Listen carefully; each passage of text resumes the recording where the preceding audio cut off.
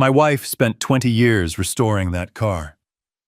When I found the garage empty, my son looked me in the eye and said he sold it because his wife wanted a luxury trip to Dubai. I was completely devastated until a local dealership owner called me and said my wife left something hidden inside the dashboard and that I needed to come down immediately. Before I tell you how I systematically dismantled my son's entire life from my living room, let me know which state you are watching from in the comments below. Hit the like button and subscribe if you have ever had to teach an ungrateful child a lesson they will never forget. The drive home from the cardiology clinic was supposed to be a quiet relief. The doctor had given me a clean bill of health, an encouraging update 6 months after the mild heart attack that had briefly turned my world upside down. I pulled my sensible daily commuter sedan onto the familiar paved driveway of the home I had shared with my wife Sarah for nearly 4 decades. The afternoon sun cast long shadows across the manicured lawn. I pressed the worn button on the sun visor. The heavy motorized garage door groaned and began its slow ascent.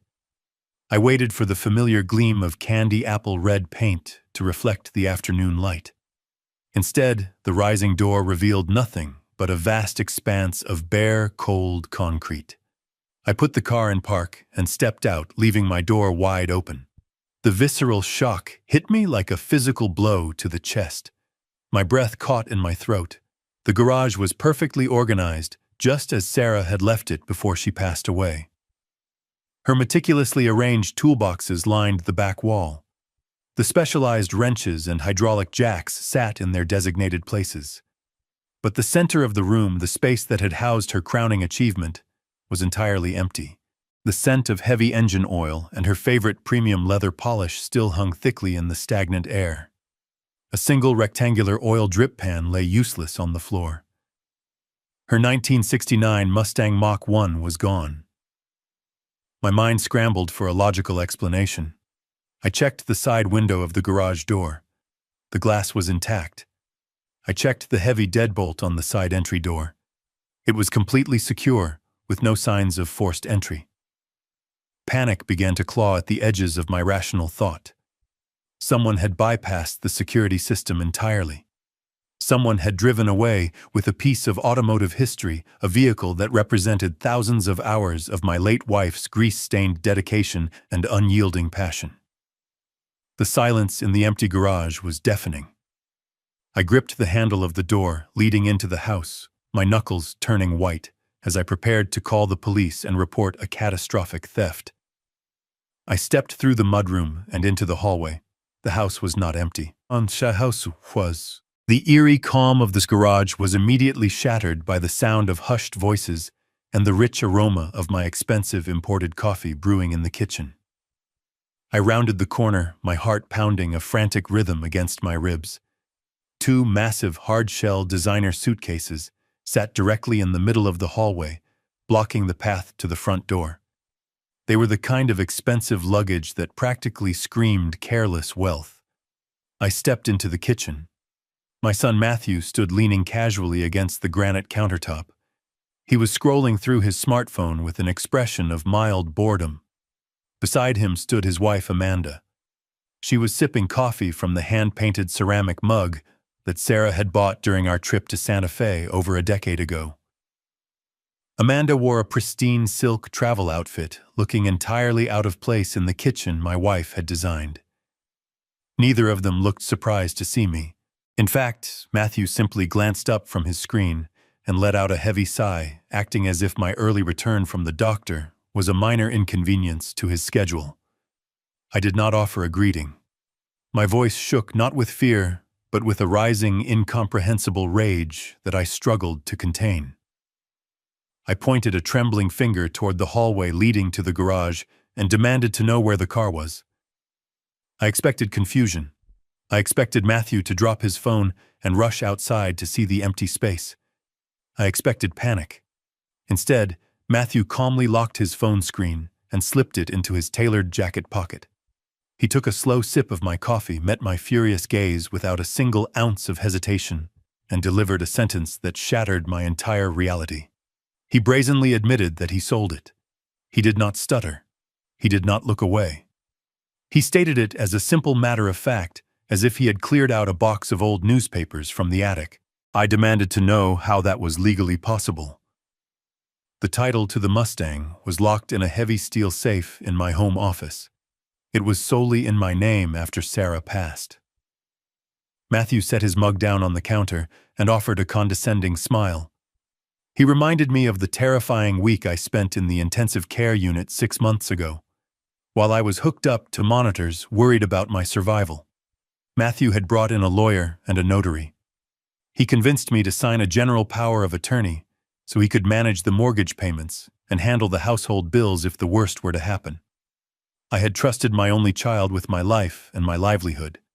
Matthew revealed that he had taken that document straight to a vintage automotive broker downtown. He used the legal authority I granted him in a moment of mortal vulnerability to authorize a duplicate title and transfer ownership of the Mach 1. He bypassed me entirely. He forged ahead with the sale of my wife's legacy trading, 20 years of her sweat and devotion for a direct wire transfer into his personal bank account. When I demanded to know why he would commit such a profound betrayal, his justification was even more sickening. He gestured toward the massive suitcases in the hallway. He stated that it was his 5th wedding anniversary. He claimed that Amanda deserved a lavish extended vacation to Dubai. He looked me dead in the eye and said the car was just rusting away under a tarp, taking up valuable space. He argued that since he was my sole heir, the car would eventually belong to him anyway. In his twisted mind, he was simply taking an early advance on his inheritance to fund a luxury trip to the Middle East. He spoke of my wife's masterpiece as if it were a meaningless pile of scrap metal that he had brilliantly converted into first-class airline tickets and a penthouse hotel suite. Before I could fully process the sheer audacity of his confession, Amanda decided to add her own layer of emotional cruelty. She set Sarah's favorite mug in the sink with a loud clatter. She crossed her arms and glared at me aggressively, defending her husband's thievery. She insulted my age directly to my face. She told me I was nearly 70 years old and had no business trying to handle a heavy manual transmission clutch anyway. She claimed I was a safety hazard on the road and that they had actually done me a massive favor by removing a dangerous temptation from the property. Her voice grew sharper, dripping with venom and profound entitlement. She looked around the kitchen, her eyes scanning the walls and the furniture, as if she were inspecting a property she planned to demolish. She told me that I needed to move on. She demanded that I use the 3 weeks they would be lounging in Dubai to finally clear out the rest of the house. She instructed me to buy heavy-duty garbage bags and throw away Sarah's clothes, her remaining tools, and her useless trinkets. She called my home a depressing mausoleum and told me to get over it. The disrespect was so complete, so perfectly executed, that it felt like the air had been violently sucked out of the room. I stood paralyzed on the hardwood floor. The magnitude of the betrayal anchored my feet to the ground. My only son had stolen my most prized possession, exploited my medical emergency to commit fraud, and his wife had essentially spit on my dead wife's memory. The urge to physically throw them out of my house warred with the staggering disbelief short-circuiting my brain. I reached a shaking hand into my pocket. My fingers closed around the cold metal of my cell phone. I made the absolute decision to dial the authorities. I decided in that fraction of a second that I did not care if my son missed his flight or if he went to jail in his designer clothes. Before my thumb could unlock the screen, the phone violently vibrated in my hand. An unknown local number flashed brightly across the display. Pure instinct drove me to answer it, perhaps hoping it was the broker who bought the car. I pressed the phone to my ear. A man's voice came through the speaker, breathless and urgently demanding to know if he was speaking to Daniel. He introduced himself as Leon, the owner of the high-end vintage dealership downtown.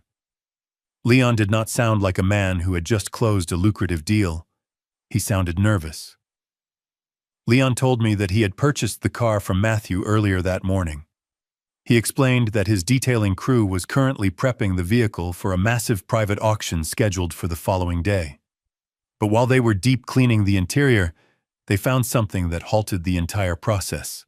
Leon explained that there was a custom-built false panel hidden deep behind the glove box, something that did not match any original factory specifications. When they removed it, they found something bolted inside. Leon dropped his voice to a hushed whisper. He told me that my wife had left something hidden inside the dashboard, something with my name written boldly across it. He told me to drop whatever I was doing and get to his garage immediately. I slowly lowered the phone from my ear. The call disconnected.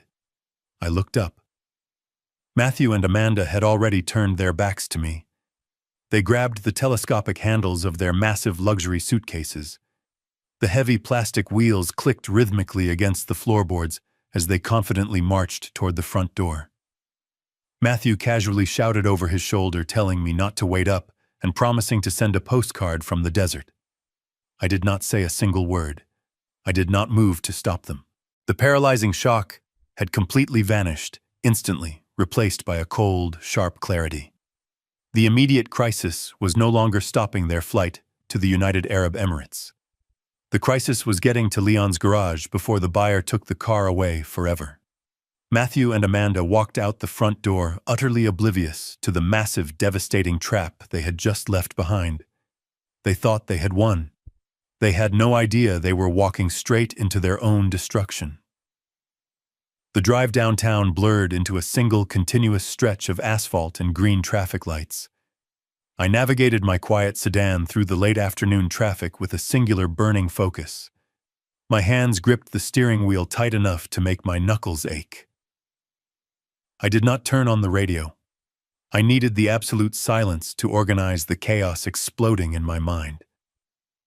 The route to the vintage automotive district was entirely familiar.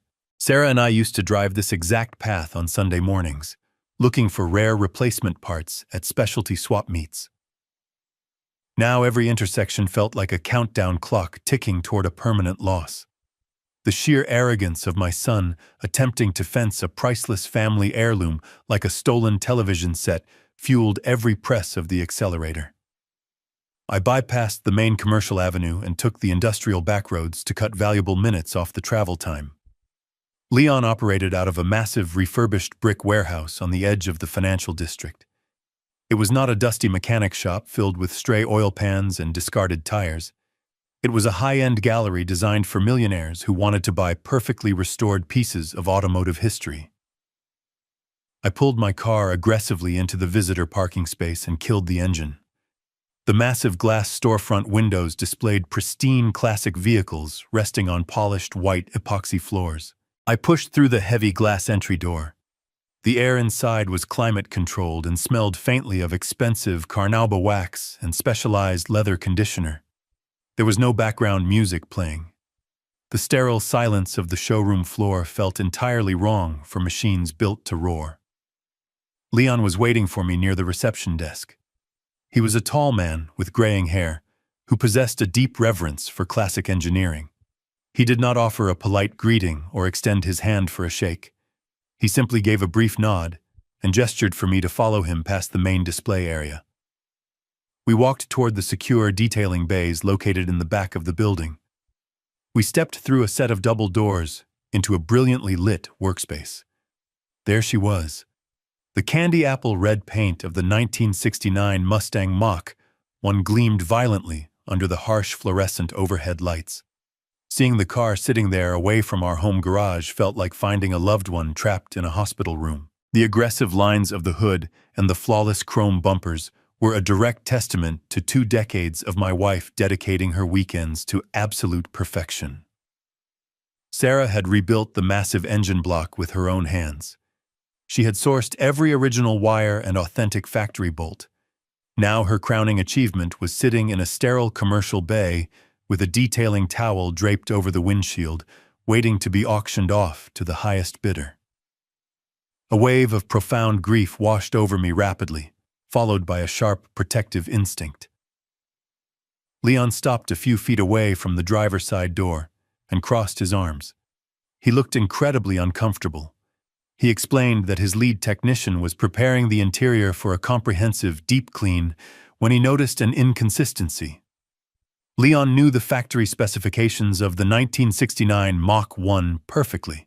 He stated that the passenger side dashboard had a subtle modification that no assembly line worker in Detroit had ever installed. The glove box area was slightly shallower than it should be. Leon admitted he initially thought it was a poorly executed repair job from a previous owner until he inspected the metalwork closely. He recognized the precision. He told me the fabrication was flawless and required a level of custom machining that only a master mechanic could execute. He knew my wife was a master mechanic. We walked around to the passenger side of the vehicle. Leon opened the heavy door. The distinct smell of the vintage interior rushed out to meet me. He leaned inside and pointed a small tactical flashlight up under the curve of the dashboard, deep behind the primary glove compartment. I knelt on the pristine epoxy floor and looked up into the dark cavity. Tucked away completely invisible from a casual passenger was a secondary metal plate secured by 4 unusual fasteners. They were not standard Phillips or flathead screws. They were specialized tamper-proof security bolts. Leon reached into his heavy canvas apron and pulled out a custom-machined socket attachment. He handed the cold, heavy piece of metal to me. He stepped back and told me that whatever was hidden behind that plate belonged to my family, and he was not going to be the man who broke the seal. I gripped the specialized tool in my right hand and took a slow, deep breath. I reached under the dashboard to uncover the final secret my wife had left behind. I shifted my weight on the hard epoxy floor and angled my shoulders to fit beneath the passenger side dashboard. The space was incredibly cramped. The scent of old vinyl and wiring surrounded me. I guided the custom socket attachment toward the first tamper-proof bolt, holding the false metal plate in place. The heavy tool slipped perfectly over the strange groove. I applied a firm counterclockwise pressure. The bolt resisted for a fraction of a second before giving way with a sharp metallic snap. The sound echoed loudly in the cavernous detailing bay. I turned the wrench slowly. The threads were perfectly lubricated. Even in her secret modifications, my wife had maintained absolute mechanical perfection. Sarah never did anything halfway. If she was going to build a hidden compartment inside a classic muscle car, she was going to engineer it to outlast a nuclear blast. I moved the tool to the second bolt. My knuckles scraped against the rough edge of the undercarriage, but I hardly felt the sting. My entire focus narrowed down to the rotating steel. As I worked, a profound realization began to settle heavy in my chest. Sarah had not built this compartment for fun. She had not designed a custom security plate to store spare fuses or an extra set of keys. She had deliberately engineered an impenetrable vault inside her most prized possession. She had gone to extreme lengths to ensure that whoever sat in the passenger seat would never know it was there. She was hiding something. More importantly, she was hiding something from the people who had unrestricted access to our home. She was hiding something from our son. The third bolt came loose and dropped softly into the palm of my free hand. The thick metal plate shifted slightly downwards. I could feel the cold, heavy gauge steel she had used to fabricate the false backing. I positioned the wrench over the final fastener. My breathing grew shallow. Up until this exact moment, I was just a grieving widower whose arrogant son had stolen a car. I was the victim of a cruel, opportunistic crime. But as I applied pressure to the last bolt, I felt a fundamental shift in my own identity. I was no longer just the victim of a theft. I was the man unlocking the final unread chapter of my wife's life. I gave the wrench one final hard twist, the last thread released. I caught the heavy metal plate before it could crash against the floorboards. I set it gently on the floor beside my knees. I aimed the small tactical flashlight directly into the dark, gaping cavity my wife had meticulously carved out behind the glove box. The space was completely lined with a dark, heat-resistant material. Resting perfectly flat inside the custom chamber was a thick silver envelope. It was not standard paper. It was a heavy-duty industrial-grade fireproof document bag sealed with a thick strip of reinforced security tape. I reached my hand into the dark space. The rough, textured material of the bag felt distinctly alien against the smooth, vintage vinyl of the car interior. I gripped the thick edges of the envelope and slowly pulled it free from its hiding place. The sheer weight of the package surprised me. It was dense. It felt incredibly substantial in my hands. I slid backwards across the polished floor and pulled myself up to a standing position. I clutched the silver envelope tightly against my chest. The physical extraction of this hidden object flipped a switch deep inside my mind. The paralyzing shock of finding my garage empty was completely eradicated. The sickening feeling of listening to my daughter-in-law insult my age evaporated into the sterile air of the commercial garage. Holding that heavy package, I felt my posture straighten. The trembling in my hands ceased entirely. I was holding a weapon my wife had forged in secret. I did not know what the documents contained yet, but I knew with absolute certainty that Sarah had prepared for this exact disaster. She had seen the greed festering inside our son long before my heart attack gave him the legal opportunity to strike. The dealership owner stood a few feet away, watching me with silent respect. He did not ask questions. He simply nodded toward a heavy stainless steel workbench resting against the far wall of the detailing bay. I walked over to the brightly lit station. Every step felt heavier and more deliberate than the last. The transition was complete. I was no longer the discarded old man left behind to clean out a dusty house while his ungrateful children flew first class to the Middle East. I was the executor of a devastating contingency plan. I placed the heavy fireproof envelope flat on the pristine metal surface of the workbench. The bright overhead lights reflected sharply off the silver material. The thick security tape securing the flap remained entirely intact. I stared down at the sealed package, knowing that breaking this seal would permanently alter the trajectory of all our lives.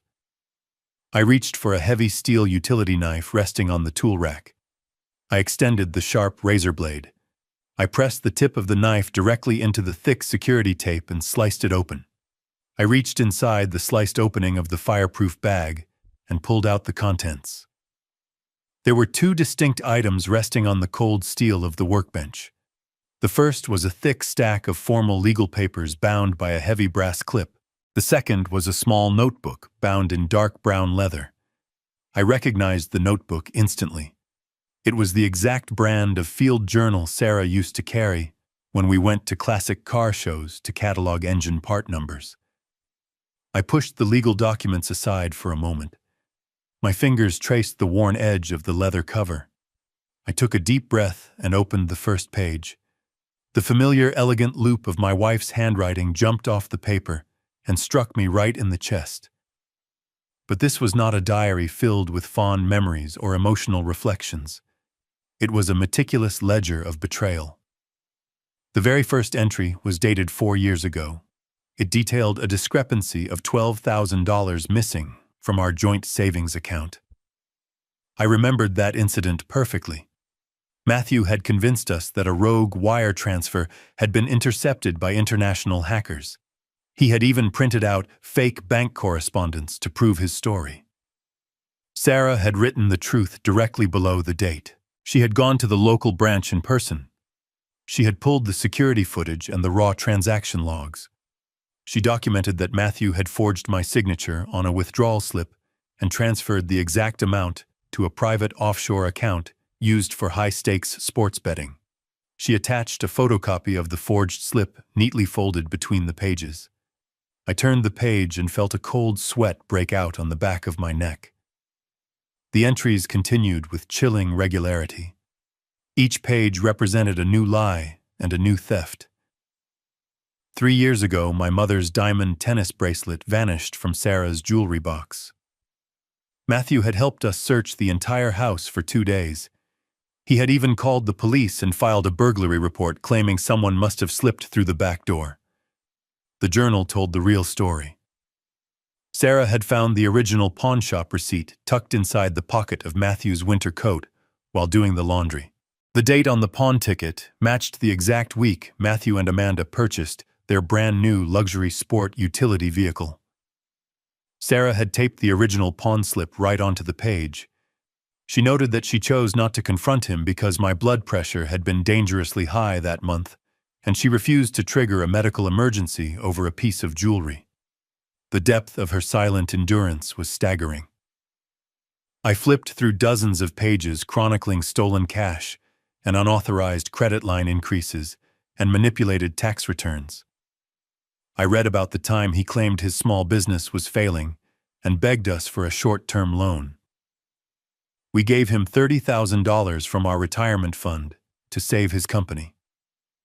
Sarah discovered he used that exact money to pay off his massive personal gambling debts and buy a country club membership for his wife. He had not suddenly turned into a monster the day I went to the hospital. He had been a parasite feeding on our hard work for the better part of a decade. He had sat at our Thanksgiving table and smiled at us while actively draining our financial security. He had hugged his mother while wearing clothes bought with the money he stole from her bank accounts. The final entries in the journal were dated just a few weeks before Sarah passed away. The handwriting was slightly shaky, but the intent was absolute steel. She had uncovered his most ambitious crime yet. She discovered that Matthew had used my social security number to open 3 separate high-limit credit cards. He had maxed them all out to fund a risky real estate investment that eventually collapsed. He had intercepted the mail to hide the statements. Sarah had spent her final days quietly paying off those fraudulent debts, using the last of her personal inheritance so I would never find out. She absorbed his massive financial sins entirely on her own. She carried the weight of our son's criminal depravity to her grave, just to protect my failing heart. I reached the final page of the leather journal. The ink was dark and heavily pressed into the paper. It was a direct message written explicitly to me. Sarah wrote that she loved me more than life itself, but she knew my fatal flaw. She knew I would always try to forgive our son. She knew I would always try to find a rational excuse for his terrible behavior, because I was a good father. But she wrote that Matthew was not a good son. She stated clearly that he was a predator, who viewed our family solely as a financial resource to be exploited until nothing was left. She wrote that she could not die in peace knowing he would eventually leave me homeless and broken. The final sentence of the journal was a direct command. It told me to put down the notebook and read the legal document she had secured in the envelope. She promised me that she had built a permanent wall to protect our assets, and that the time had come for me to lock the gate. I closed the leather journal. The soft thump of the cover hitting the metal workbench sounded like a judge bringing down a gavel. I did not feel any lingering weakness. I did not feel any desire to call my son and beg for an explanation. The illusion of my family was completely shattered and replaced by a cold, mechanical certainty. My wife had spent her final months gathering bulletproof evidence of multiple felonies.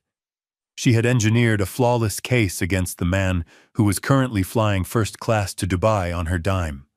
I reached across the illuminated metal surface of the workbench and pulled the heavy stack of legal documents toward me.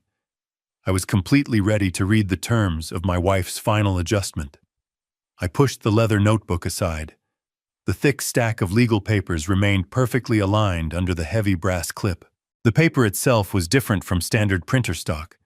It was heavy parchment watermarked with the official seal of a highly specialized estate firm. I recognized the letterhead immediately. It belonged to Bradley, a ruthless corporate trust attorney who Sarah had occasionally consulted during her years managing a successful auto parts supply chain. I had always assumed their relationship was strictly business. I was entirely wrong. I flipped open the thick, protective cover sheet. The bold, capitalized letters at the top of the first page dictated the absolute parameters of my new reality. It was a declaration of irrevocable trust. My eyes scanned the dense legal jargon.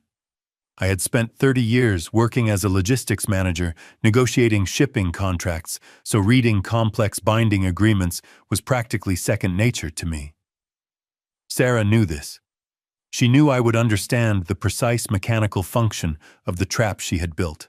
The document was executed and fully notarized exactly 3 weeks before she suffered her final stroke. She had quietly transferred the entirety of her personal estate out of our joint names and placed it directly into this impenetrable legal fortress. She listed the primary residential property. She listed the high-yield investment portfolios. And on the third page, standing out with absolute clarity, she explicitly listed the 1969 Mustang Mach 1 down to the exact vehicle identification number. She named me as the sole living beneficiary and Bradley as the uncompromising executor. But the true genius of the document, the lethal strike that my wife had engineered from her deathbed, was buried in Section 4.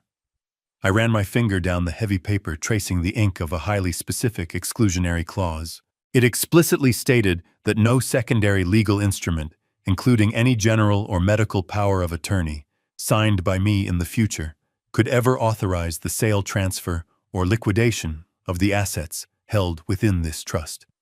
It was an absolute legal firewall. Sarah had predicted the exact avenue of attack my son would use. She knew that as my health declined, Matthew would attempt to seize control through a power of attorney. She had built a reinforced steel door and welded it shut from the inside. The document I had signed in the hospital while hooked up to heart monitors was completely null and void regarding the car. Matthew had walked into the dealership carrying a piece of paper that possessed zero legal authority. The full weight of the situation slammed into my chest. This was no longer a bitter family dispute over borrowed property. This was no longer a civil matter that could be resolved over a tense dinner conversation. The moment Matthew signed that fraudulent title transfer and handed the keys to the dealership owner, he crossed a catastrophic boundary. Because the power of attorney was void, he had stolen a vehicle valued at nearly $100,000. In the eyes of the law, my son had committed felony grand theft auto. He had stolen property that belonged to a federally protected trust. But the chain of consequences did not stop there. I thought about the massive luxury suitcases blocking my hallway. I thought about the first-class tickets to Dubai and the confident smirk on my son's face as he drank my coffee. He had admitted to selling the car for immediate cash to fund that trip. To complete that transaction, the vintage automotive broker would have wired the massive sum of money directly into Matthew's personal bank account. Using an electronic banking system to receive funds from the sale of stolen property across state lines elevated the crime to a completely different echelon. He had committed federal wire fraud. He had left a permanent, undeniable digital footprint of his crime. I stood alone in the brightly lit commercial garage holding the heavy stack of papers. The air conditioning hummed quietly in the background. My hands were no longer shaking. A profound, icy calm washed over my entire body. I was holding the absolute destruction of my son's life in the palm of my hand. If I walked out of this building and handed this envelope to a police detective, Matthew would not just miss his vacation. He would face decades in a federal penitentiary. His arrogant wife would be stripped of her stolen wealth and publicly humiliated. They had treated me like a disposable resource, a weak old man who would simply roll over and accept their cruelty. They had severely underestimated the woman who raised him, and they had completely misjudged the man holding the evidence. The trap was set perfectly, but I realized I had to manage the detonation carefully. If I called the authorities right now, they would flag Matthew at the airport before he boarded the plane. He would be arrested on American soil. He would immediately hire a defense attorney and begin draining whatever funds he had left to fight the charges. He might even find a way to access the wired money and transfer it to an offshore account before the police could freeze his assets. I could not let that happen. I needed him to believe he had won. I needed him to be completely isolated, stripped of his power, and entirely dependent on the stolen resources that I was about to rip away from him. I needed him to get on that plane. I carefully folded the irrevocable trust document and slipped it back into the fireproof bag along with Sarah's leather journal. I turned to face the dealership owner, my mind already calculating the first devastating move of my silent adjustment. I stood perfectly still in the brilliantly lit detailing bay. The heavy fireproof envelope rested securely in my hands.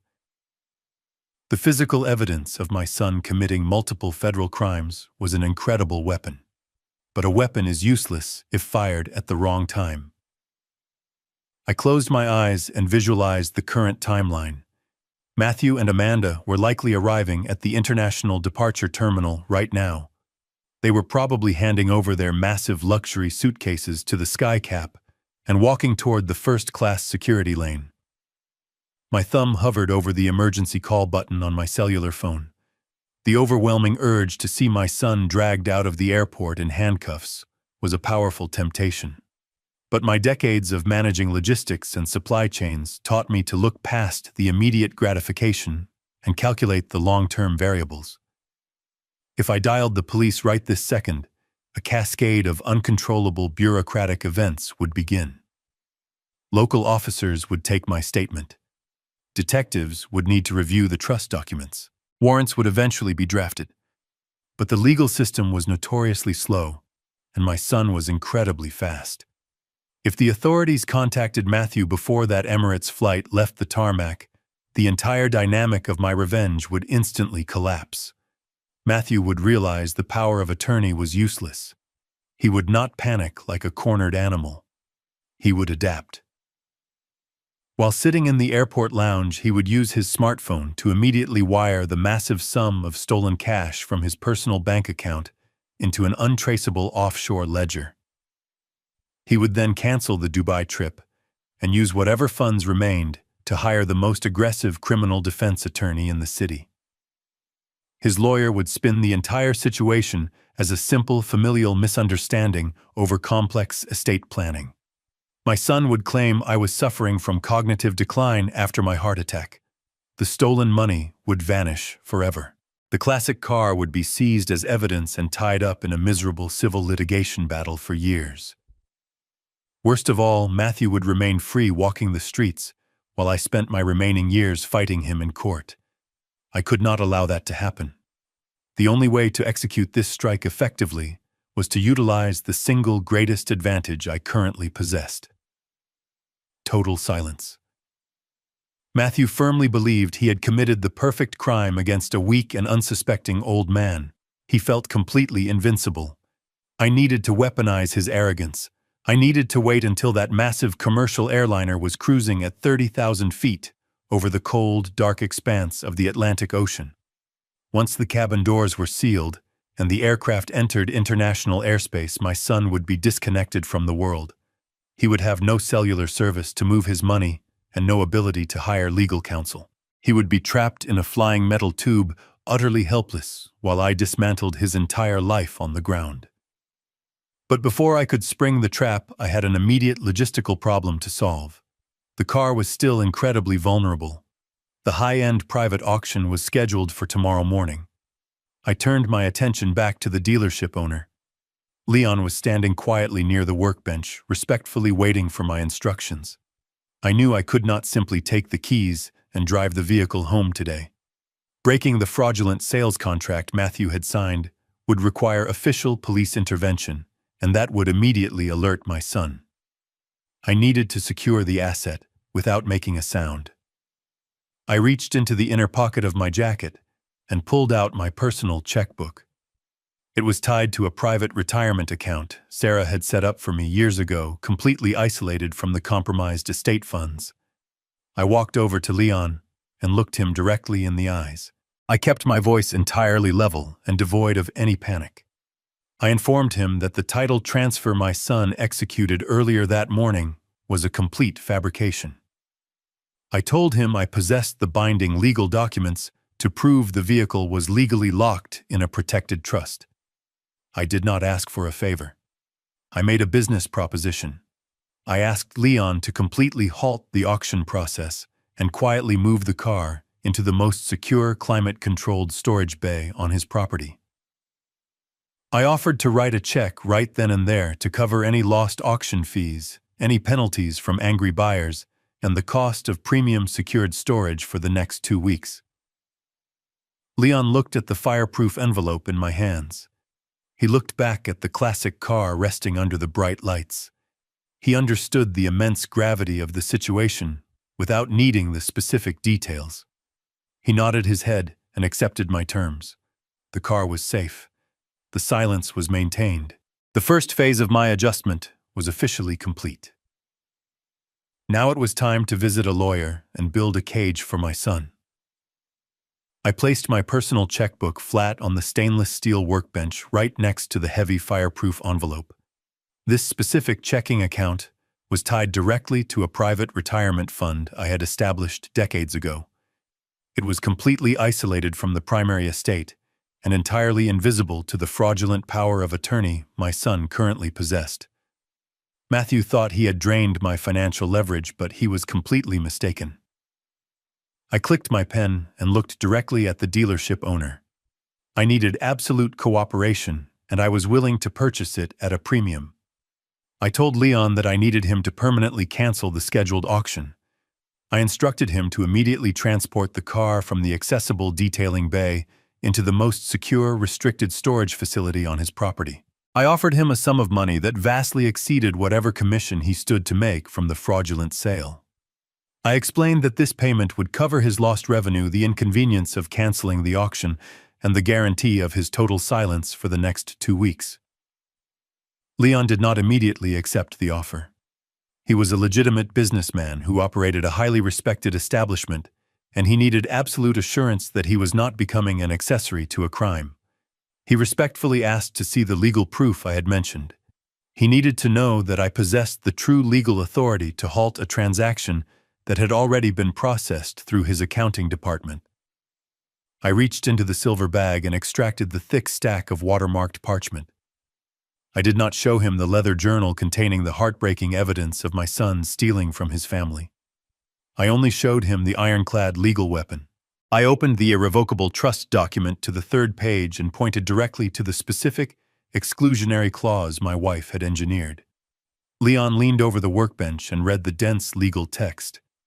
His eyes scanned the exact vehicle identification number, matching the classic muscle car sitting mere feet away from us. He read the stringent parameters stating that no secondary legal instrument could ever override the authority of this trust. As a man who dealt with high-value asset transfers, Leon recognized the airtight nature of the document instantly. The heavy parchment was fully notarized legally, binding and completely devastating to the fake title my son had provided.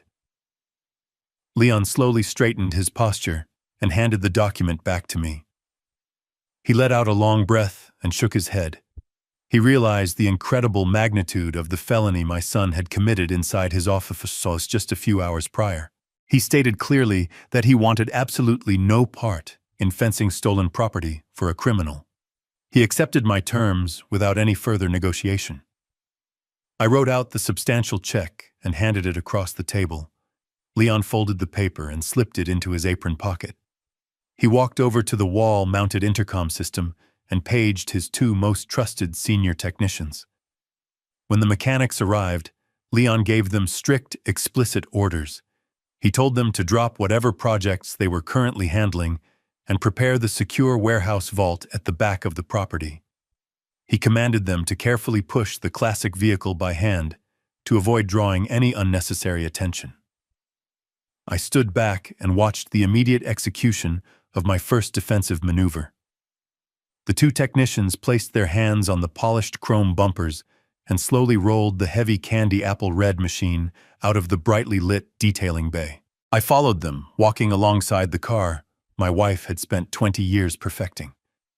We arrived at a massive steel-reinforced door located at the very rear of the industrial building. The technicians rolled the car inside the dark, cavernous space. Leon flipped a heavy switch on the wall. The interior of the vault illuminated, revealing a climate-controlled environment designed specifically to protect million-dollar investments. The mechanics secured the vehicle, placed blocks behind the tires, and draped a heavy, opaque cover over the pristine paint job. They quietly exited the vault and returned to their stations. Leon stepped out of the room and grabbed the heavy steel handle of the warehouse door. He looked at me one last time before pulling it shut. The massive metal door closed with a resounding and permanent thud. I listened to the heavy deadbolts sliding into place. The physical locking of that door represented the absolute turning point in my war against my son. My immediate logistical problem was entirely solved. I thanked Leon for his absolute professionalism and walked out of the dealership into the fading afternoon sunlight. The classic car was safe. The next conflict was building the legal cage that would trap my son the moment his plane touched down in the desert. I left the industrial district behind and steered my sedan toward the towering glass structures of the downtown financial center. The afternoon traffic had thickened, but I barely registered the sea of brake lights. My mind was entirely consumed by the logistics of the impending strike. I navigated into the subterranean parking garage of a towering high-rise and took the express elevator to the 42nd floor. The polished chrome doors slid open to reveal the immaculate reception area of the corporate law firm my wife had trusted with her final wishes. The environment was designed to intimidate. The floors were imported marble, and the walls were lined with dark, rich wood paneling. I did not pause to admire the expensive decor. I walked directly past the receptionist without offering my name. I knew exactly where I was going. I pushed open the heavy solid oak door leading into the corner office. Bradley was sitting behind a massive mahogany desk, reviewing a digital tablet. He was not a warm family lawyer who handed out hard candies and offered sympathetic smiles. He was a high-powered corporate trust attorney, known for destroying hostile corporate takeovers and shredding opposing legal counsel in civil court. He was exactly the kind of ruthless predator my wife knew I would need when the time came to fight my own blood. He looked up from his screen, clearly annoyed by the sudden, unannounced intrusion. His expression immediately softened into a mask of sharp, professional curiosity when he recognized my face. I did not sit down in the plush leather guest chair. I did not offer a handshake or engage in any polite small talk about the weather or my recent health scare. I walked straight up to the edge of his expansive desk. I raised my hand and dropped the heavy silver fireproof envelope directly onto the polished wood surface. The dense package landed with a heavy, authoritative thud that seemed to echo in the quiet room. I looked Bradley directly in the eyes and told him that Sarah's contingency plan had officially been activated. Bradley did not ask any questions.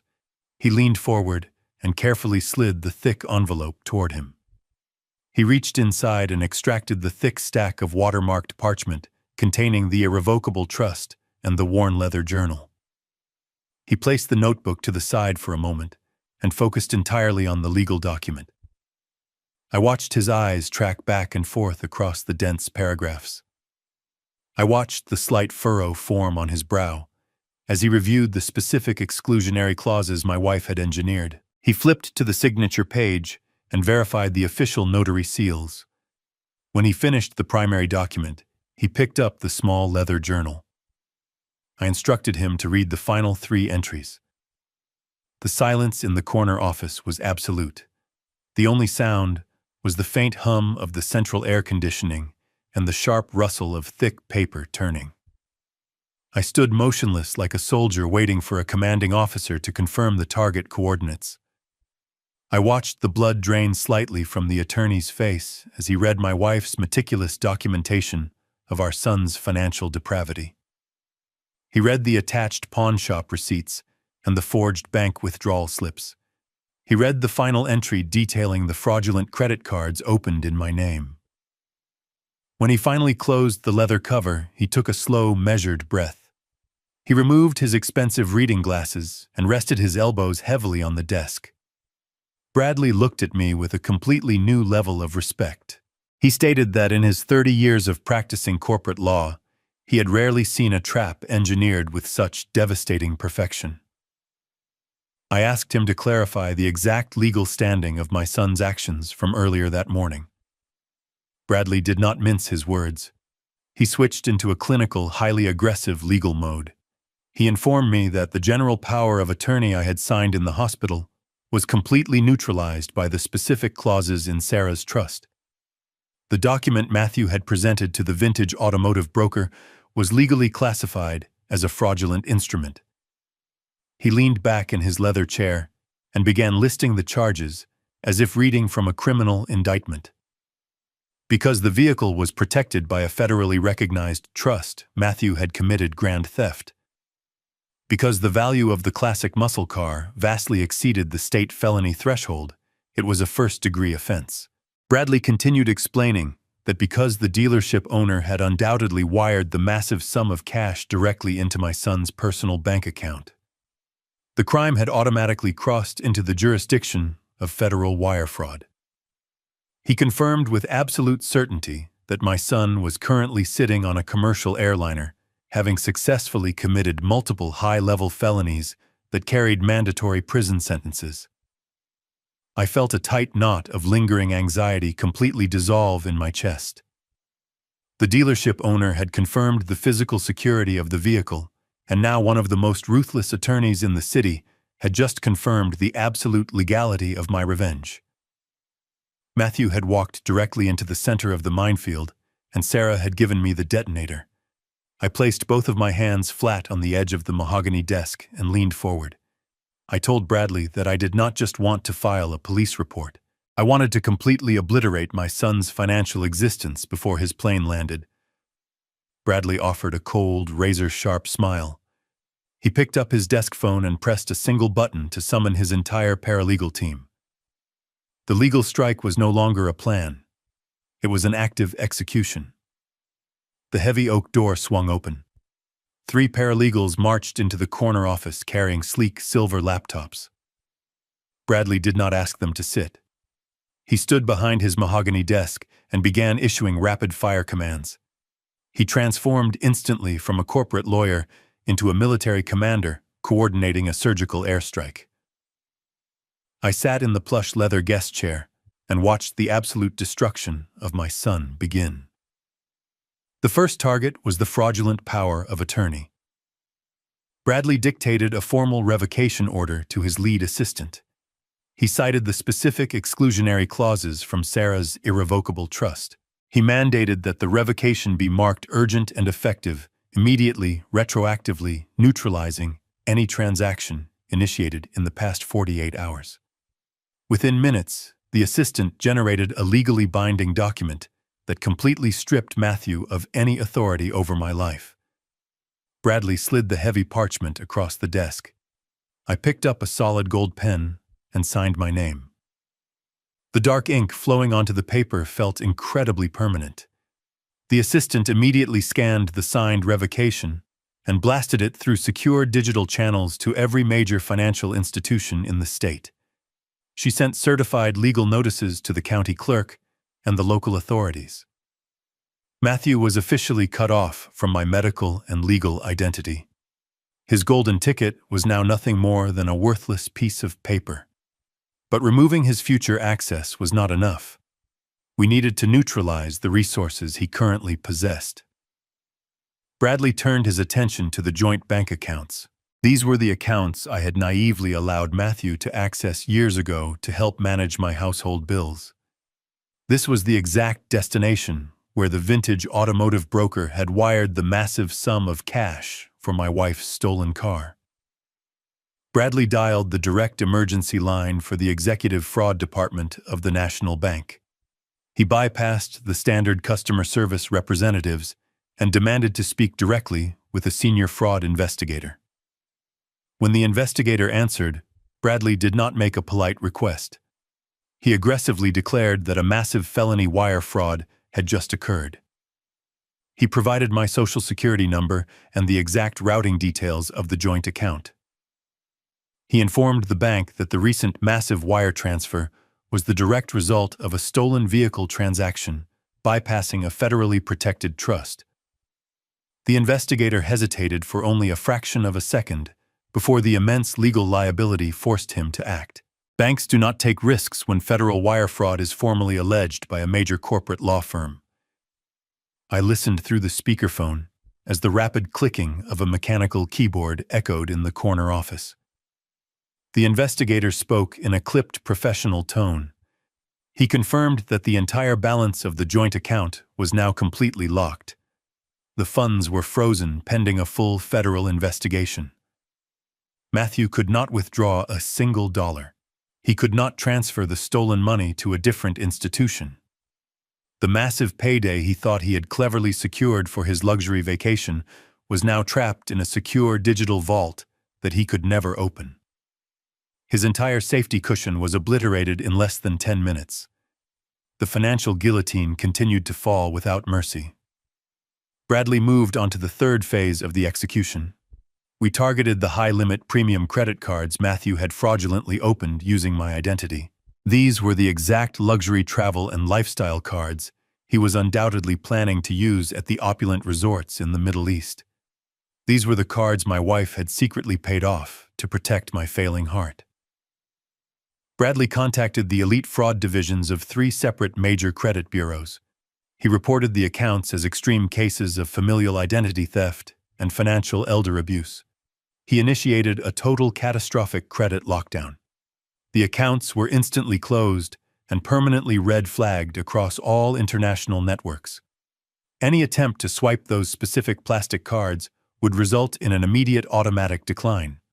Furthermore, it would trigger a silent alert to international authorities indicating that a fugitive was attempting to utilize compromised funds. I watched the paralegals systematically cross off items on a large whiteboard.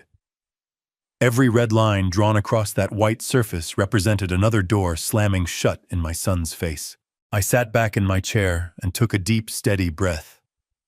The sheer speed of the operation was staggering. In less than 2 hours, a team of strangers in sharp suits had completely dismantled the entire financial empire my son had built on top of my ruined family. I thought about all the times Matthew had come to me asking for money. I remembered him sitting at my kitchen table years ago, complaining about how hard it was to make a living and support his new wife. I had always opened my wallet. I had always written the check. I had spent my entire life trying to provide a soft safety net for my only child. Now I was actively burning that net to ashes. But I did not feel any guilt. I did not feel the crushing weight of a father failing his son. I felt the absolute clarity of a victim finally standing up to his abuser. Matthew had mistaken my paternal love for blind stupidity. He believed that because I was old and grieving, I would simply roll over and accept his absolute cruelty. He had used my own medical emergency as a weapon against me. He had allowed his arrogant wife to stand in my kitchen and demand I throw away the last remaining memories of the woman who brought him into this world. Sarah had warned me in her hidden journal that my forgiveness was a fatal flaw. She was right. But today, that flaw was completely eradicated. Bradley dismissed the paralegal team. The heavy oak door clicked shut, leaving just the 2 of us in the quiet office. Bradley leaned back in his expensive chair and took a slow sip of water from a crystal glass. He looked directly at me and confirmed that the financial lockdown was entirely complete. The trap was fully armed. Matthew possessed zero access to my estate. He possessed zero access to his own bank accounts containing the stolen car funds. He possessed zero access to the fraudulent premium credit lines. His expensive designer wallet was now just a useless collection of expired plastic and permanently blocked access codes. The execution of the silent adjustment had been flawless. We had successfully built a perfect invisible cage. The only thing left to do was wait for my son to land inside it. I returned to the profound silence of my home. The sun had fully set beneath the horizon, casting long, heavy shadows across the hardwood floors of the hallway. I walked past the exact spot where my son's massive luxury suitcases had rested just a few hours earlier. I did not turn on the television or bother to prepare an evening meal. The adrenaline pumping through my veins provided all the sustenance I required. I walked directly into my quiet home office and sat behind my heavy oak desk. I opened my laptop and loaded a global commercial aviation tracking website. My fingers moved rapidly across the keyboard as I typed in the specific Emirates flight number my son had so arrogantly paraded in front of me. The screen refreshed instantly. A tiny green airplane icon appeared hovering over the eastern seaboard of the United States. They had departed the gate exactly on schedule. I sat alone in the darkness, illuminated entirely by the cold blue glow of the computer monitor. I watched that tiny pixelated aircraft inch its way slowly across the digital map. Every single millimeter it moved eastward represented another physical mile of distance between my son and the stolen financial empire he thought he had secured. I visualized Matthew and his entitled wife sitting inside their exclusive first-class cabin. They were undoubtedly reclining in their private leather seats, sipping complimentary vintage champagne and toasting to their own perceived brilliance. They firmly believed they had executed the perfect, flawless crime against a weak old man. They thought they had successfully converted my dead wife's relentless dedication into a lavish tropical vacation. They possessed absolutely no idea that their premium credit cards were currently turning into useless pieces of melted plastic while they celebrated their victory. I required absolute mathematical certainty before I initiated the final destructive phase of my plan. I could not risk a sudden medical emergency on board or a mechanical failure forcing the pilots to turn the aircraft around and land prematurely on American soil. I had to wait patiently until they passed the definitive point of no return. I sat perfectly motionless in my leather desk chair for 3 agonizingly slow hours. I watched the green icon leave the safety of the continental United States and drift out over the vast, terrifyingly dark expanse of the Atlantic Ocean. I waited until the live flight telemetry indicated they were cruising at 35,000 feet, directly midway between 2 massive continents. They were completely surrounded by thousands of miles of freezing water and thin air. They possessed absolutely zero cellular service and no ability to contact their frozen bank accounts or hire emergency legal representation. They were floating through the night sky inside a luxurious aluminum cage, completely deaf and blind to the catastrophic legal firestorm I was actively fueling on the ground. The timing was finally perfect. I reached across the desk, picked up my cell phone, and dialed the direct emergency line for my corporate attorney. Bradley answered the phone on the very first ring. I did not bother with a polite greeting or ask about his evening. I simply stared at the blinking green icon on my computer screen and told him to release the hounds. Bradley confirmed the instruction with cold, ruthless, professional efficiency. He informed me that his senior legal team had remained standing by at the county courthouse, waiting for my explicit authorization. He officially submitted the comprehensive criminal complaint directly to the on-call district attorney. His team presented the sworn affidavits, the certified irrevocable trust documents, and the undeniable digital proof of the fraudulent wire transfer connecting my son to the stolen funds. Bradley stayed on the secure line to narrate the rapid bureaucratic destruction of my son's freedom. He explained that the district attorney recognized the extreme severity of the multiple federal crimes immediately. The prosecutor also recognized the undeniable high flight risk demonstrated by the international travel destination. A state judge was awakened to review the ironclad evidence my wife had so meticulously prepared. The judge immediately signed the emergency arrest warrants without a single moment of hesitation. My son was no longer just a greedy, ungrateful child who had stolen from his grieving family. Matthew was now officially classified by the government as a federal fugitive wanted for first-degree grand theft auto and international wire fraud. The legal machinery moved with terrifying speed. His name, his passport number, and his physical description were instantly uploaded into the global criminal databases. When that massive commercial airliner finally touched down in the United Arab Emirates, the local border control authorities would be fully aware of his active fugitive status. I thanked Bradley for his flawless tactical execution and ended the phone call. I leaned back heavily in my office chair and stared at the glowing flight tracker one last time. The invisible trap had violently snapped shut. There was no possible avenue of escape. Matthew had willingly traded his family, his freedom, and his entire future for a single luxury plane ticket. Now he was flying completely blind toward a brick wall, and I was the man who had laid the mortar. I slowly closed the lid of my laptop, plunging the home office into total darkness.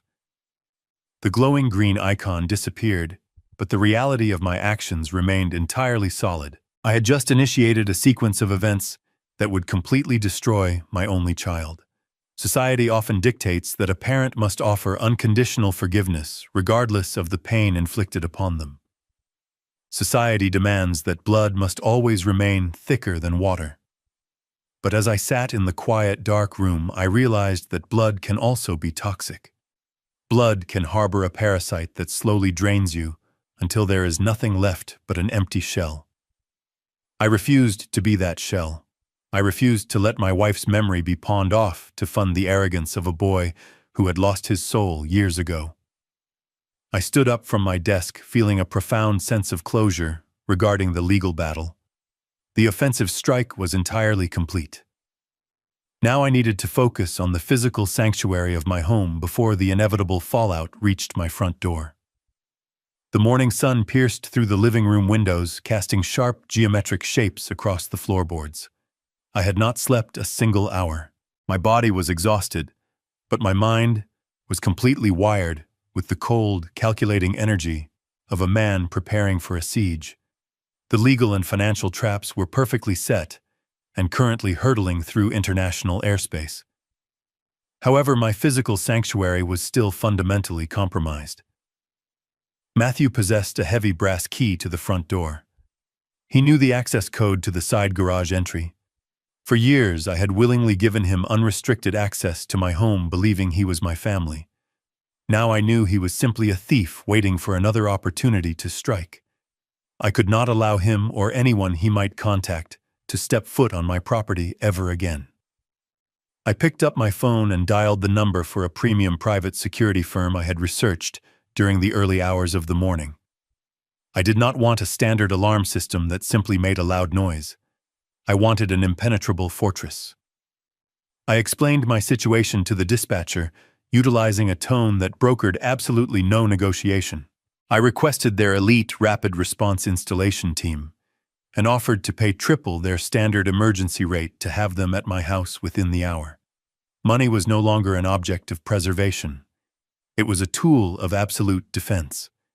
Within 45 minutes, 2 heavy commercial vans pulled into my driveway. 4 technicians wearing crisp, tactical uniforms stepped out carrying heavy equipment cases. I met them at the front door and gave them a single sweeping directive. I told them to completely sever my home from its past. The lead technician nodded, and his team immediately went to work.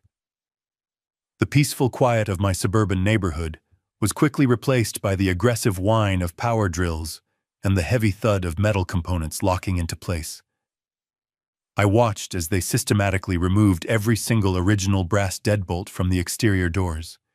They replaced them with heavy-duty biometric locks, reinforced by solid steel strike plates embedded deep into the wall frames. The old garage keypad was completely dismantled and replaced with a modern encrypted scanner. They mounted high-definition night vision cameras at every possible angle covering the driveway, the backyard, and the side street. Every window on the ground floor was retrofitted with shatterproof security film and sensitive glass break sensors. They ran miles of hidden wiring through the attic, connecting the entire network to a central processing unit, securely hidden inside my master bedroom closet. By early afternoon, the transformation was entirely complete. The lead technician handed me a sleek digital tablet. The screen displayed 8 crystal-clear, high-definition video feeds covering every single inch of my property perimeter. He explained that the system was directly linked to a private armed response center. If anyone attempted to bypass the biometric scanners or tamper with the cameras, a security team would be dispatched immediately, regardless of whether I was home to trigger an alarm. I signed their work order and paid the massive invoice using my secure private account. The heavy vans backed out of my driveway, leaving me entirely alone in my newly fortified sanctuary. I walked through the silent hallways of my house. I tested the heavy reinforced doors. I listened to the satisfying electronic hum of the deadbolts automatically engaging behind me. The environment no longer felt like a vulnerable mausoleum waiting to be picked clean by scavengers. It felt like a command bunker. I walked into the kitchen and poured myself a glass of cold water. I stood by the window looking out over the manicured lawn. My physical safety was guaranteed. The fortress was sealed. There was absolutely nothing more I could do from this side of the ocean. I glanced up at the digital clock glowing softly on the microwave display. I quickly calculated the massive time zone difference between my quiet American kitchen and the scorching desert of the United Arab Emirates. The commercial airliner carrying my son and his entitled wife was currently initiating its final descent. They were completely oblivious to the catastrophic reality awaiting them on the ground.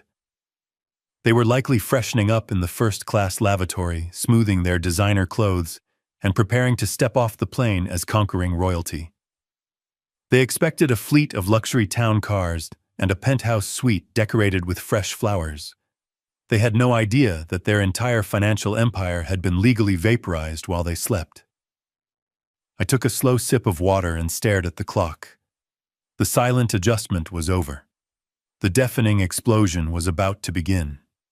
The massive commercial airliner touched down on the sun-baked runway of Dubai International Airport.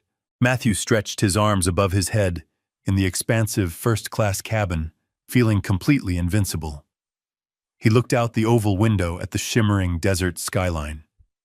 He turned to his wife Amanda, who was carefully reapplying her expensive lipstick in a gold-plated compact mirror.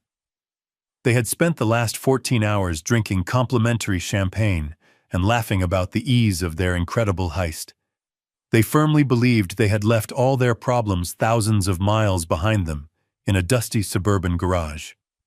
Matthew adjusted his tailored jacket, confident that the massive wire transfer was safely resting in his bank account, waiting to fund their lavish lifestyle. They bypassed the crowded customs lines utilizing their premium travel passes. A private chauffeur holding a digital tablet with their last name greeted them at the arrival gate. The chauffeur loaded their massive luxury suitcases into the trunk of a pristine black luxury sedan. As the vehicle glided onto the massive multi-lane highway, Matthew wrapped his arm around Amanda. He bragged about how simple it had been to trick his aging father. He called the old man weak and sentimental, claiming the classic car was completely wasted on someone who rarely left the house. Amanda agreed wholeheartedly, stating that they were simply claiming their rightful inheritance a few years early.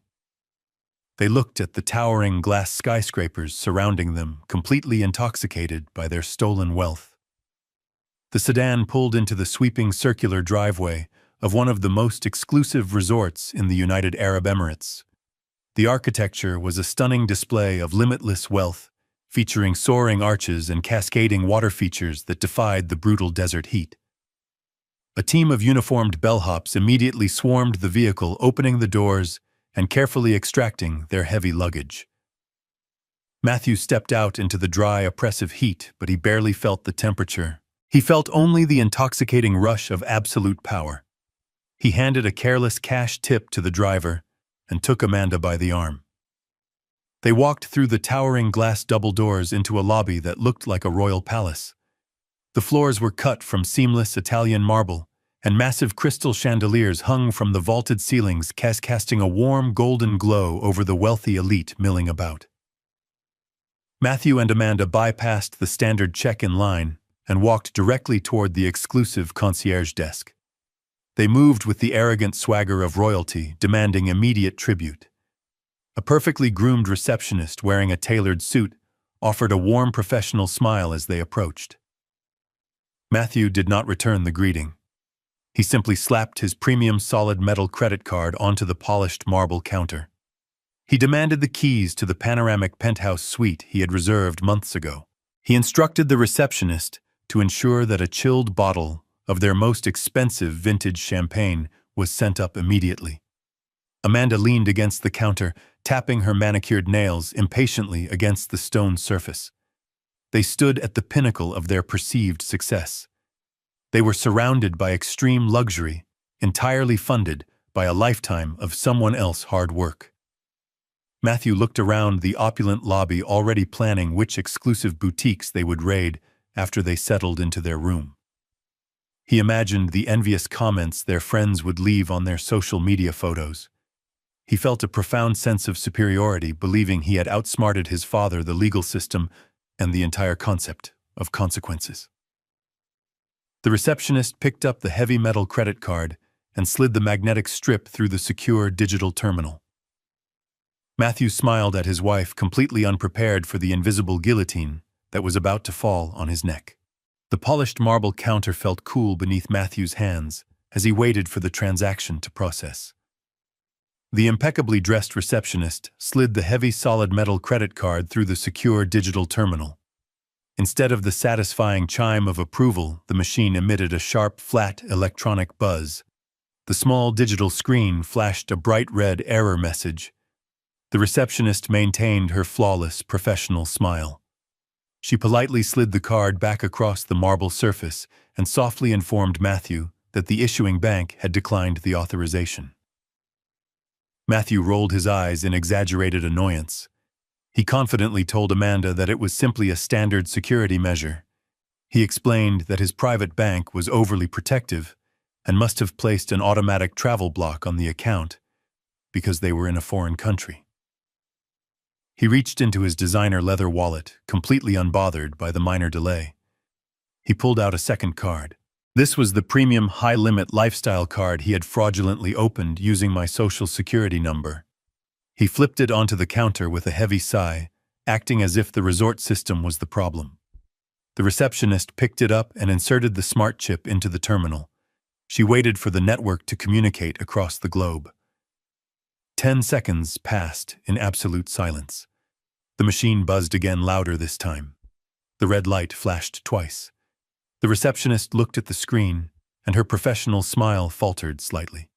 She lowered her voice to a discreet whisper, attempting to save him from public embarrassment. She stated that this card was also completely blocked, and the terminal was instructing her to retain the plastic. Matthew snatched the card back before she could confiscate it.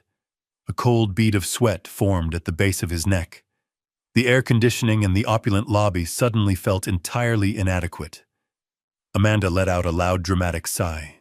She shifted her weight from one expensive stiletto to the other and complained about the service. She loudly demanded to know why it was taking so long to get the keys to their penthouse. Her voice echoed off the vaulted ceilings, drawing the attention of several wealthy guests standing nearby. The humiliation was beginning to take root. Matthew felt the sting of their judgmental stares.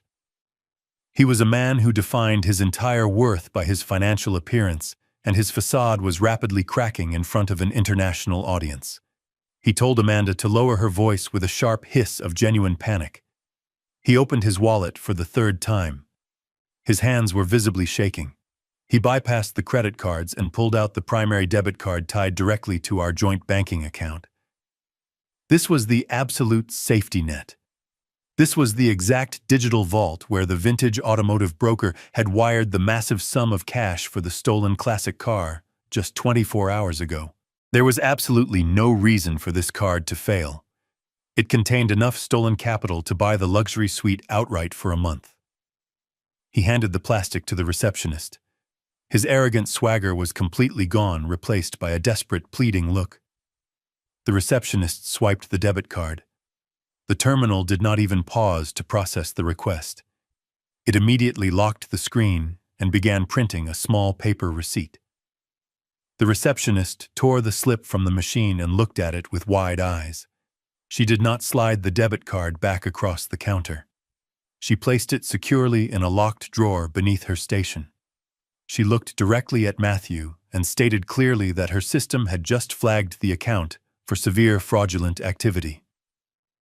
She informed him that the international banking network had ordered the immediate confiscation of the card. She then politely but firmly asked him to step aside so she could assist the actual paying guests waiting in line behind him. The public rejection was absolute. The wealthy patrons in the lobby stopped whispering and simply stared openly at the couple who could not afford to pay for their room.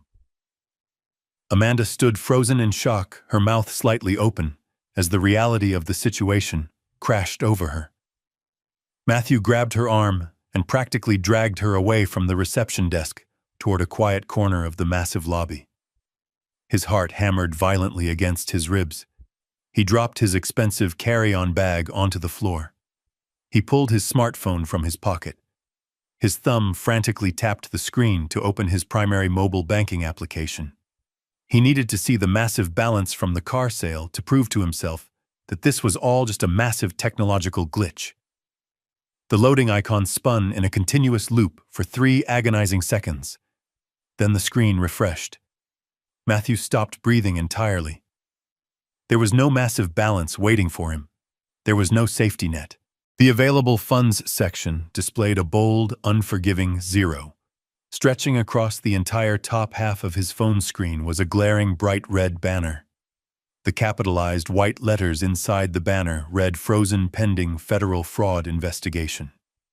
The walls of the opulent desert palace seemed to close in around him. The stolen money was completely gone. His credit lines were utterly destroyed. He was standing thousands of miles away from home with no physical cash, no access to his accounts, and a furious wife demanding answers. He had flown halfway across the world to celebrate his absolute victory over my life. Instead, he had willingly walked into an inescapable financial prison. The foundation of his arrogant reality shattered into a million unrecoverable pieces. Matthew stood trapped in the corner of the opulent lobby. The towering marble pillars surrounding him no longer looked like magnificent symbols of his absolute success. They felt like the solid, heavy bars of a golden cage. Amanda paced furiously back and forth in front of him. Her expensive designer heels clicked aggressively against the polished stone floor. She hissed at him to do something immediately. She demanded to know why they were being treated like common street criminals by the hotel hospitality staff. Matthew could not provide a rational answer. His chest heaved with shallow, panicked breaths. He stared relentlessly at the bright red fraud alert glowing on his phone screen. His brain desperately tried to rationalize the catastrophic failure of his perfect criminal plan. He convinced himself it was simply a massive automated banking error. He assumed a mindless computer algorithm had incorrectly flagged the massive international transaction. He firmly believed a single aggressive phone call to his father could resolve the entire humiliating nightmare. Matthew navigated to his contacts list and dialed my number. His thumb pressed the glass screen with frantic, excessive force. He pressed the phone tight to his ear and listened to the hollow electronic tone of the international connection ringing. He paced in a tight, anxious circle. He deliberately ignored the wealthy international guests who were still staring openly at their public disgrace. He rapidly rehearsed the specific lies he was going to tell me. He planned to act deeply annoyed rather than terrified. He planned to blame my supposed technological incompetence for the banking freeze. He still firmly believed I was the weak, grieving old man he had callously left behind in the kitchen. He still thought he held the invincible power of attorney and maintained absolute control over my entire life. Halfway across the world, I sat completely still in the profound silence of my living room. The heavy reinforced electronic door locks hummed softly in the background. The newly installed security cameras constantly monitored the perimeter of my impenetrable fortress. The house was completely dark except for a single warm reading lamp illuminating the heavy leather chair where I sat. I had the heavy silver fireproof envelope resting securely on the side table right next to me. My cell phone rested quietly on my lap. I had been waiting for this exact moment for several long hours. When the screen finally illuminated brightly with an incoming international video and audio call, I did not rush to answer it. I simply watched my son's name flash repeatedly across the digital display. I let the phone ring 3 full times. I wanted him to feel the heavy, agonizing weight of those passing seconds. I wanted his internal panic to ripen fully before I picked up the receiver. I pressed the green button and raised the phone to my ear. I did not offer a polite greeting or ask how his flight went. I simply listened to the chaotic background noise of the lavish Dubai lobby. Matthew did not waste a single second on pleasantries either. He immediately launched into a hysterical, furious tirade. His voice echoed through the speaker with a pathetic mixture of profound rage and sheer escalating terror. He screamed my name loudly. He demanded to know what on earth I had done to the joint banking accounts. He ordered me to call the National Bank branch immediately and explicitly authorized the immediate release of his frozen funds. He spoke to me as if I were a disobedient servant who had made a massive clerical error. He threatened to have me permanently placed in a restrictive assisted living facility the very moment he returned home if I did not fix the problem right, that exact second. I listened quietly to his frantic, empty threats. A year ago, his loud, aggressive screaming would have instantly spiked my blood pressure and sent me rushing to appease him. I would have profusely apologized for the inconvenience and desperately tried to smooth over his volatile anger. But the man sitting in the dark leather chair was entirely different now. His screaming sounded incredibly weak to my ears. It sounded exactly like a spoiled child throwing a violent physical tantrum because a favorite toy was suddenly taken away. I did not interrupt him. I let him expend his remaining emotional energy, yelling pointlessly into the international phone line. I let him list all the terrible financial and legal things he planned to do to my life. When he finally ran entirely out of breath and demanded an immediate answer, the silence on the line grew heavy, cold, and suffocating. Matthew frantically demanded to know if I was still there. He loudly asked if I was listening to him. His voice cracked slightly, betraying the absolute primal panic hiding underneath his arrogant, wealthy facade. Amanda yelled something piercing and shrill in the background, demanding that I wire them physical cash immediately so they could finally check into their luxury penthouse suite. They were both entirely and completely oblivious to the massive, terrifying gravity of their situation. They thought they were facing a temporary, annoying travel inconvenience. They had absolutely no idea they were actively speaking to the architect of their total destruction. I took a slow, measured breath. The air in my fortified home was cool and perfectly still. I kept my voice incredibly low, steady, and entirely devoid of any sympathetic emotion. I did not match his frantic screaming. I did not sound angry, bitter, or vindictive. I sounded exactly like a judge delivering a final, unalterable sentence. I told Matthew that I had not made a mistake. I informed him that I was the one who personally contacted the executive fraud department of the National Bank branch. I stated clearly, and without hesitation, that I was the one who legally ordered the complete lockdown of the joint accounts and the permanent cancellation of every single premium credit card in his designer wallet. The silence on the other end of the line was absolute and terrifying. The chaotic background noise of the wealthy Dubai lobby seemed to fade away completely into nothingness. I could hear Matthew breathing heavily and erratically into the receiver. His arrogant brain was violently struggling to process the impossible information I had just delivered. The concept of me finally standing up to him was so entirely alien to his established reality that it simply did not compute. He stammered slightly over his next words. He aggressively asked me what I was talking about. He tried to instantly reclaim his false authority by loudly reminding me about the general power of attorney he possessed. He proudly and aggressively stated that I had absolutely no legal right to freeze his financial assets because he was fully in charge of my entire estate. He clung desperately to that fraudulent legal document like a drowning man holding tightly onto a rapidly sinking anchor. He furiously demanded I reverse the bank order immediately before he called the local police on me. He had just handed me the absolute perfect opening to drop the final devastating truth. I let Matthew finish his frantic rant about his perceived legal authority. His desperate clinging to the power of attorney was almost pathetic to witness through the audio receiver. I sat in the dim, comforting light of my living room and reached for the items resting on the table beside me. I did not raise my voice to match his panic. I simply instructed him to close his mouth and listen very carefully because I was only going to explain his new reality one time. I told him that the piece of paper he forced me to sign while I was hooked up to hospital monitors was completely meaningless. I heard him gasp slightly, preparing to launch into another aggressive argument, but I immediately cut him off. I picked up the small brown leather notebook. I ran my thumb over the worn cover and told my son that his mother had left a final message specifically for him. I opened the journal to the very first page.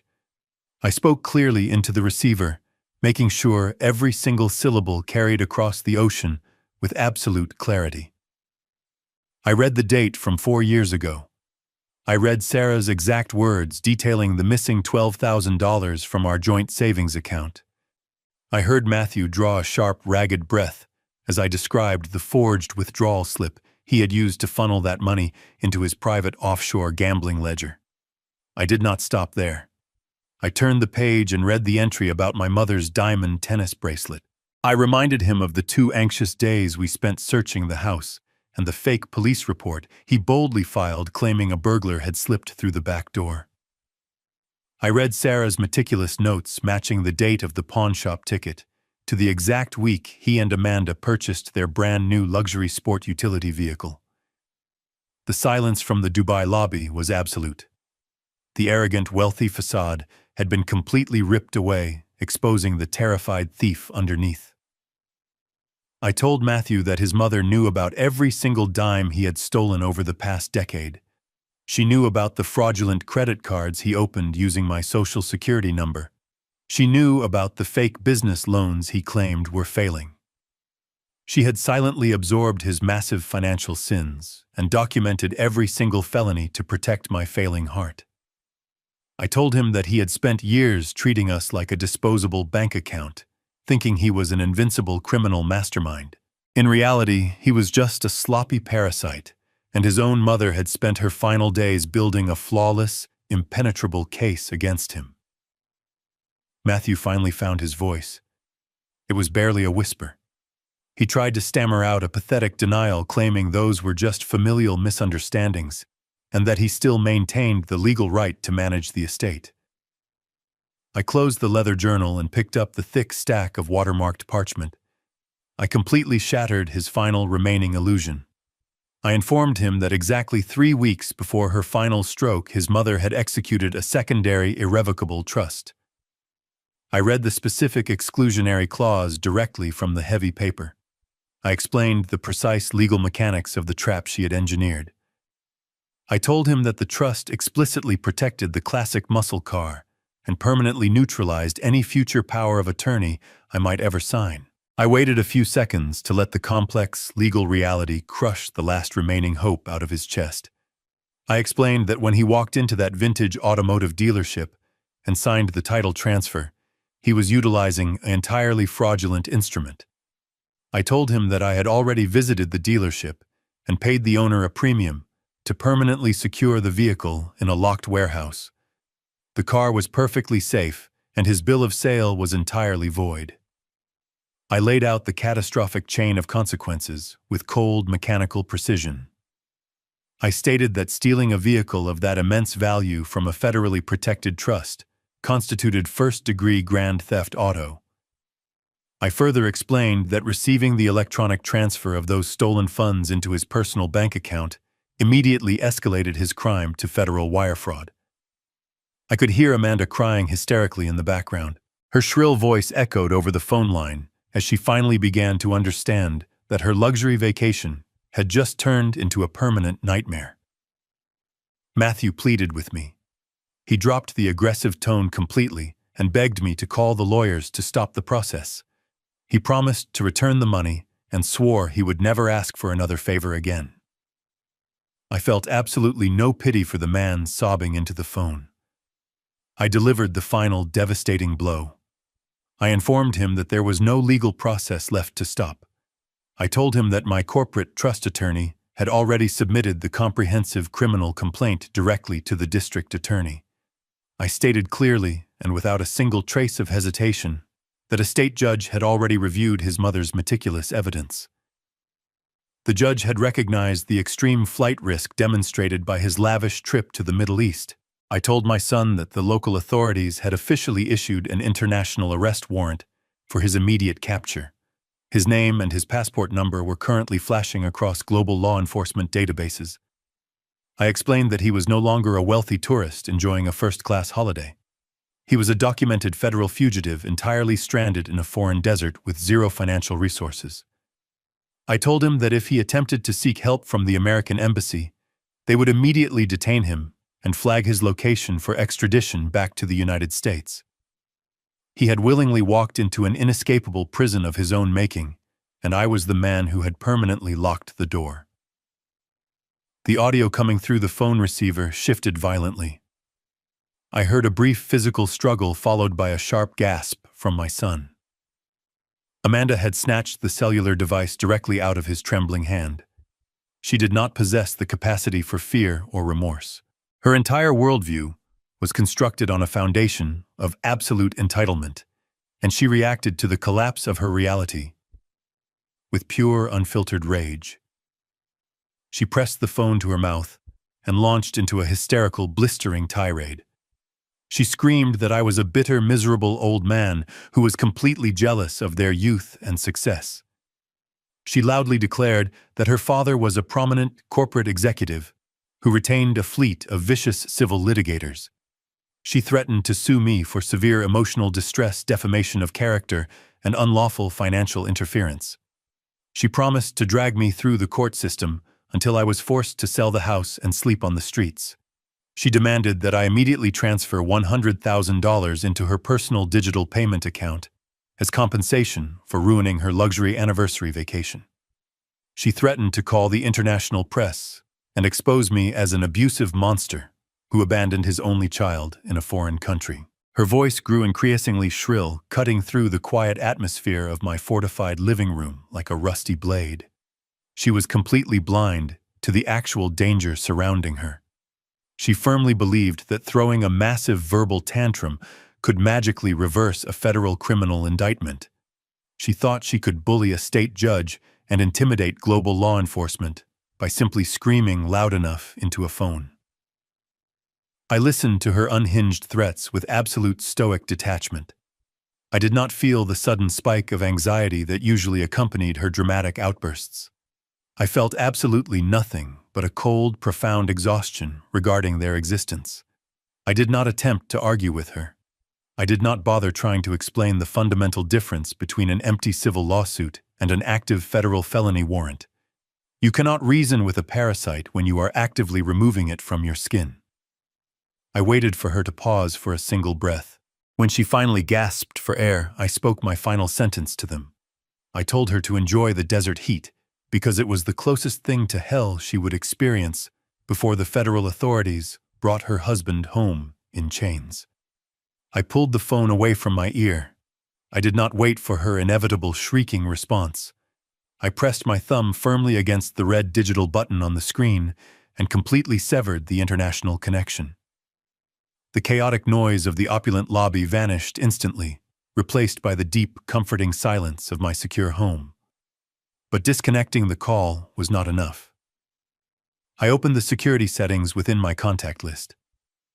I selected my son's phone number and engaged the permanent block feature. I repeated the exact same process for Amanda's cellular device.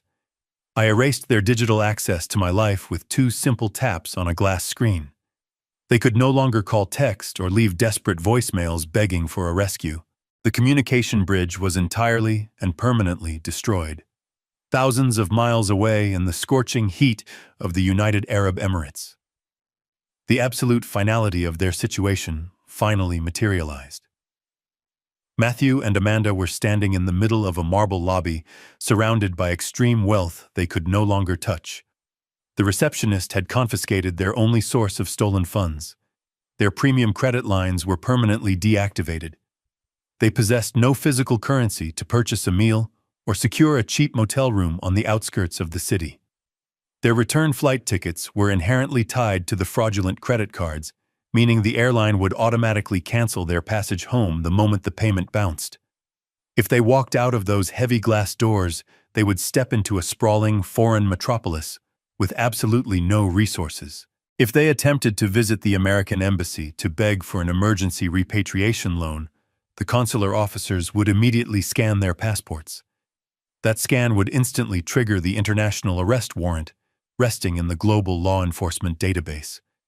They would be detained by foreign authorities and held in a temporary holding facility until the extradition paperwork was finalized. They were completely cornered. The luxurious anniversary trip they had funded by stealing my dead wife's legacy had rapidly transformed into an inescapable nightmare. The desert mirage they had so arrogantly chased had completely evaporated, leaving them entirely stranded to face the devastating consequences of their own greed. 7 days passed. For me, those 7 days were spent in profound peace.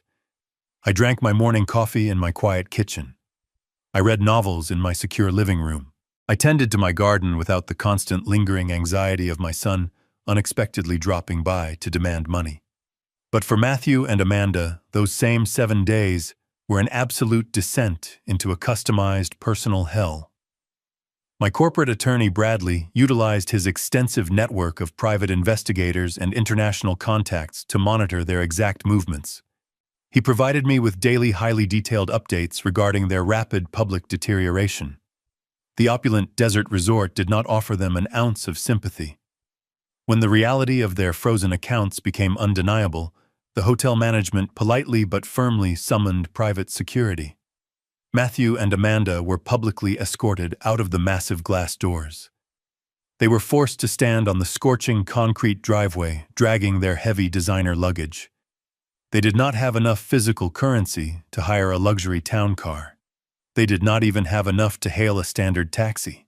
They were forced to walk several miles in the oppressive, suffocating heat of the United Arab Emirates just to locate a public transit station.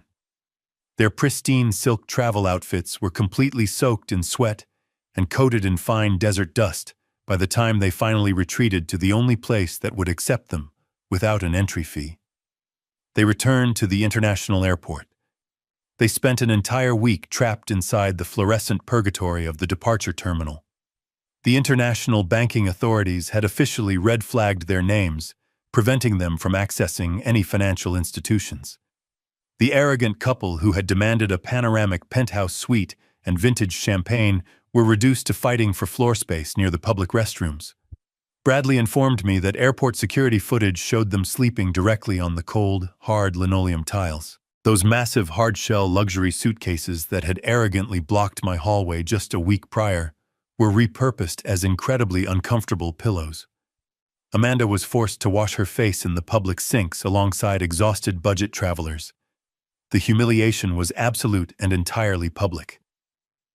Matthew spent those 7 days desperately scrolling through his phone. He utilized the free airport wireless internet to call every single person he considered a friend. He begged his wealthy business associates for an emergency loan. He pleaded with his country club acquaintances. But superficial friendships are entirely built on the illusion of success. The moment Matthew admitted he was completely broke and stranded, his elite social circle vanished. They stopped answering his calls. They ignored his frantic messages. Amanda tried to contact her prominent corporate father, but he had already been briefed by my legal team regarding the active federal warrants. Her father completely disowned her actions and explicitly refused to wire a single dollar to aid a federal fugitive. The sheer physical exhaustion and profound hunger eventually broke whatever remained of my son's arrogant pride. He was forced to scrape the absolute bottom of his contact list. He finally reached out to a distant cousin on his mother's side. This was a man Matthew had openly mocked for years because he drove a used car and worked a blue-collar job. Matthew swallowed his massive ego and literally begged this cousin for salvation. He cried over the internet connection, promising to pay back every single penny with massive interest if the cousin would just buy them a ticket home. The cousin reluctantly agreed, but he did not possess the funds to purchase premium first-class accommodations. He bought them the absolute cheapest budget economy tickets available on the global market. The itinerary was completely miserable. It involved 3 separate grueling layovers in crowded regional hubs and nearly 40 hours of continuous travel. They were assigned the very last row of the aircraft right next to the lavatories. They had no complimentary champagne. They had no private leather reclining seats.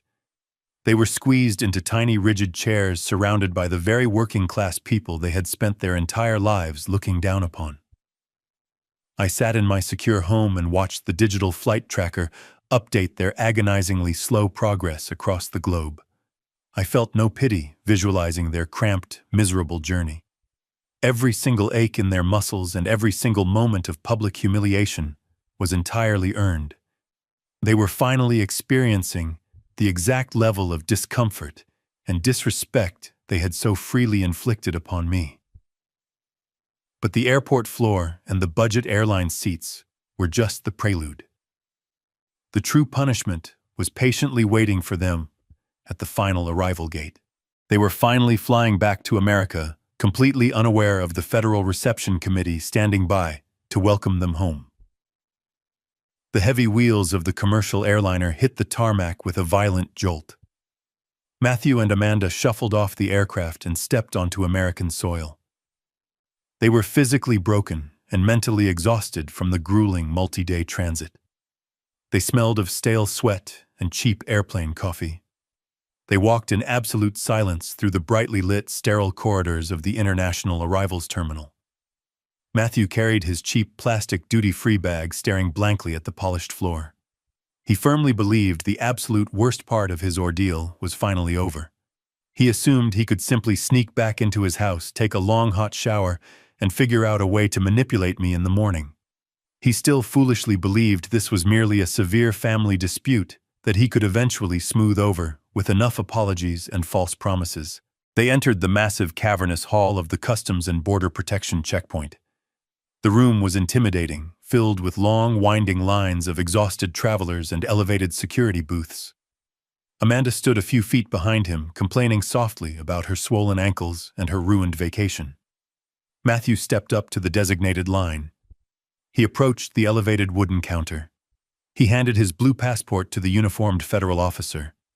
He offered a weak, tired smile, attempting to project the image of a normal, weary tourist returning from a long trip. The officer did not return the smile. He maintained a completely blank, professional expression.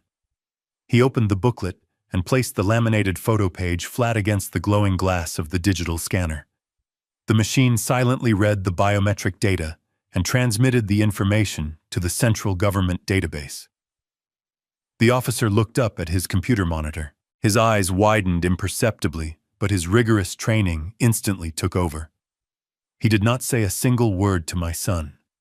He casually asked Matthew to place his right hand on the green fingerprint reader.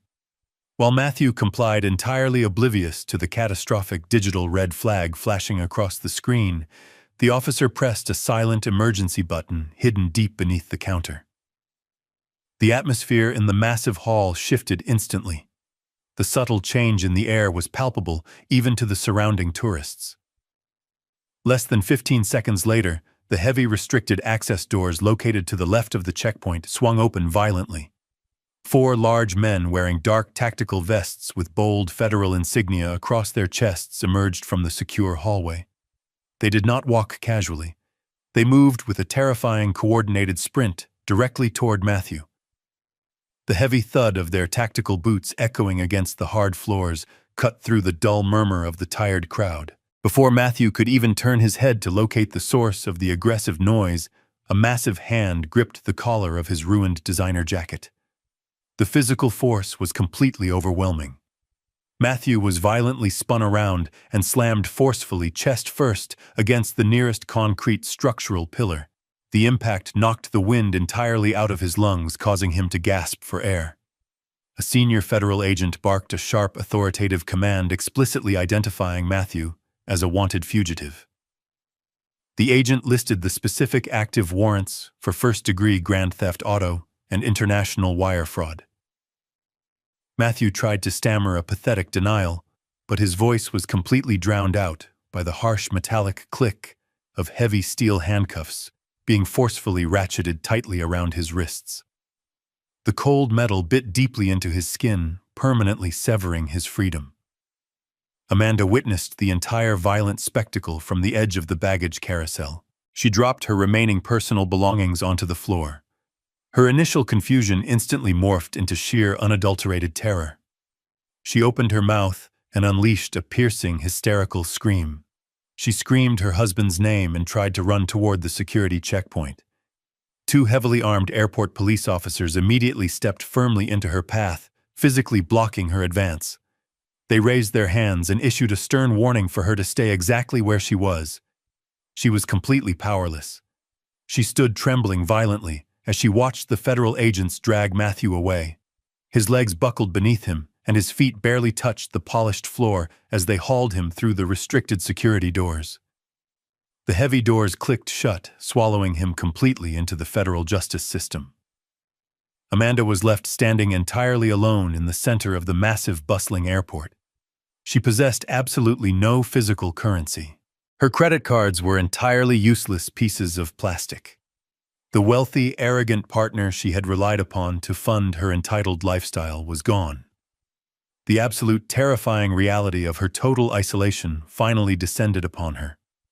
She sank to her knees on the cold floor, surrounded by strangers who offered absolutely no sympathy for her collapse. The county courthouse was a massive brutalist structure, constructed of gray concrete and thick-tinted glass. It was the exact opposite of the opulent desert resort my son had so desperately tried to claim as his rightful domain. I walked through the heavy metal detectors and rode the crowded elevator to the 4th floor, holding my posture perfectly straight. I did not wear a formal suit. I wore a simple, respectful button-down shirt and a pair of dark slacks. I did not need to dress like a millionaire to command the room. My corporate attorney Bradley was already waiting for me in the hallway, outside courtroom number 7. He carried a single, slim, leather briefcase. He gave me a brief nod, indicating that the prosecution was fully prepared to execute the final legal maneuver.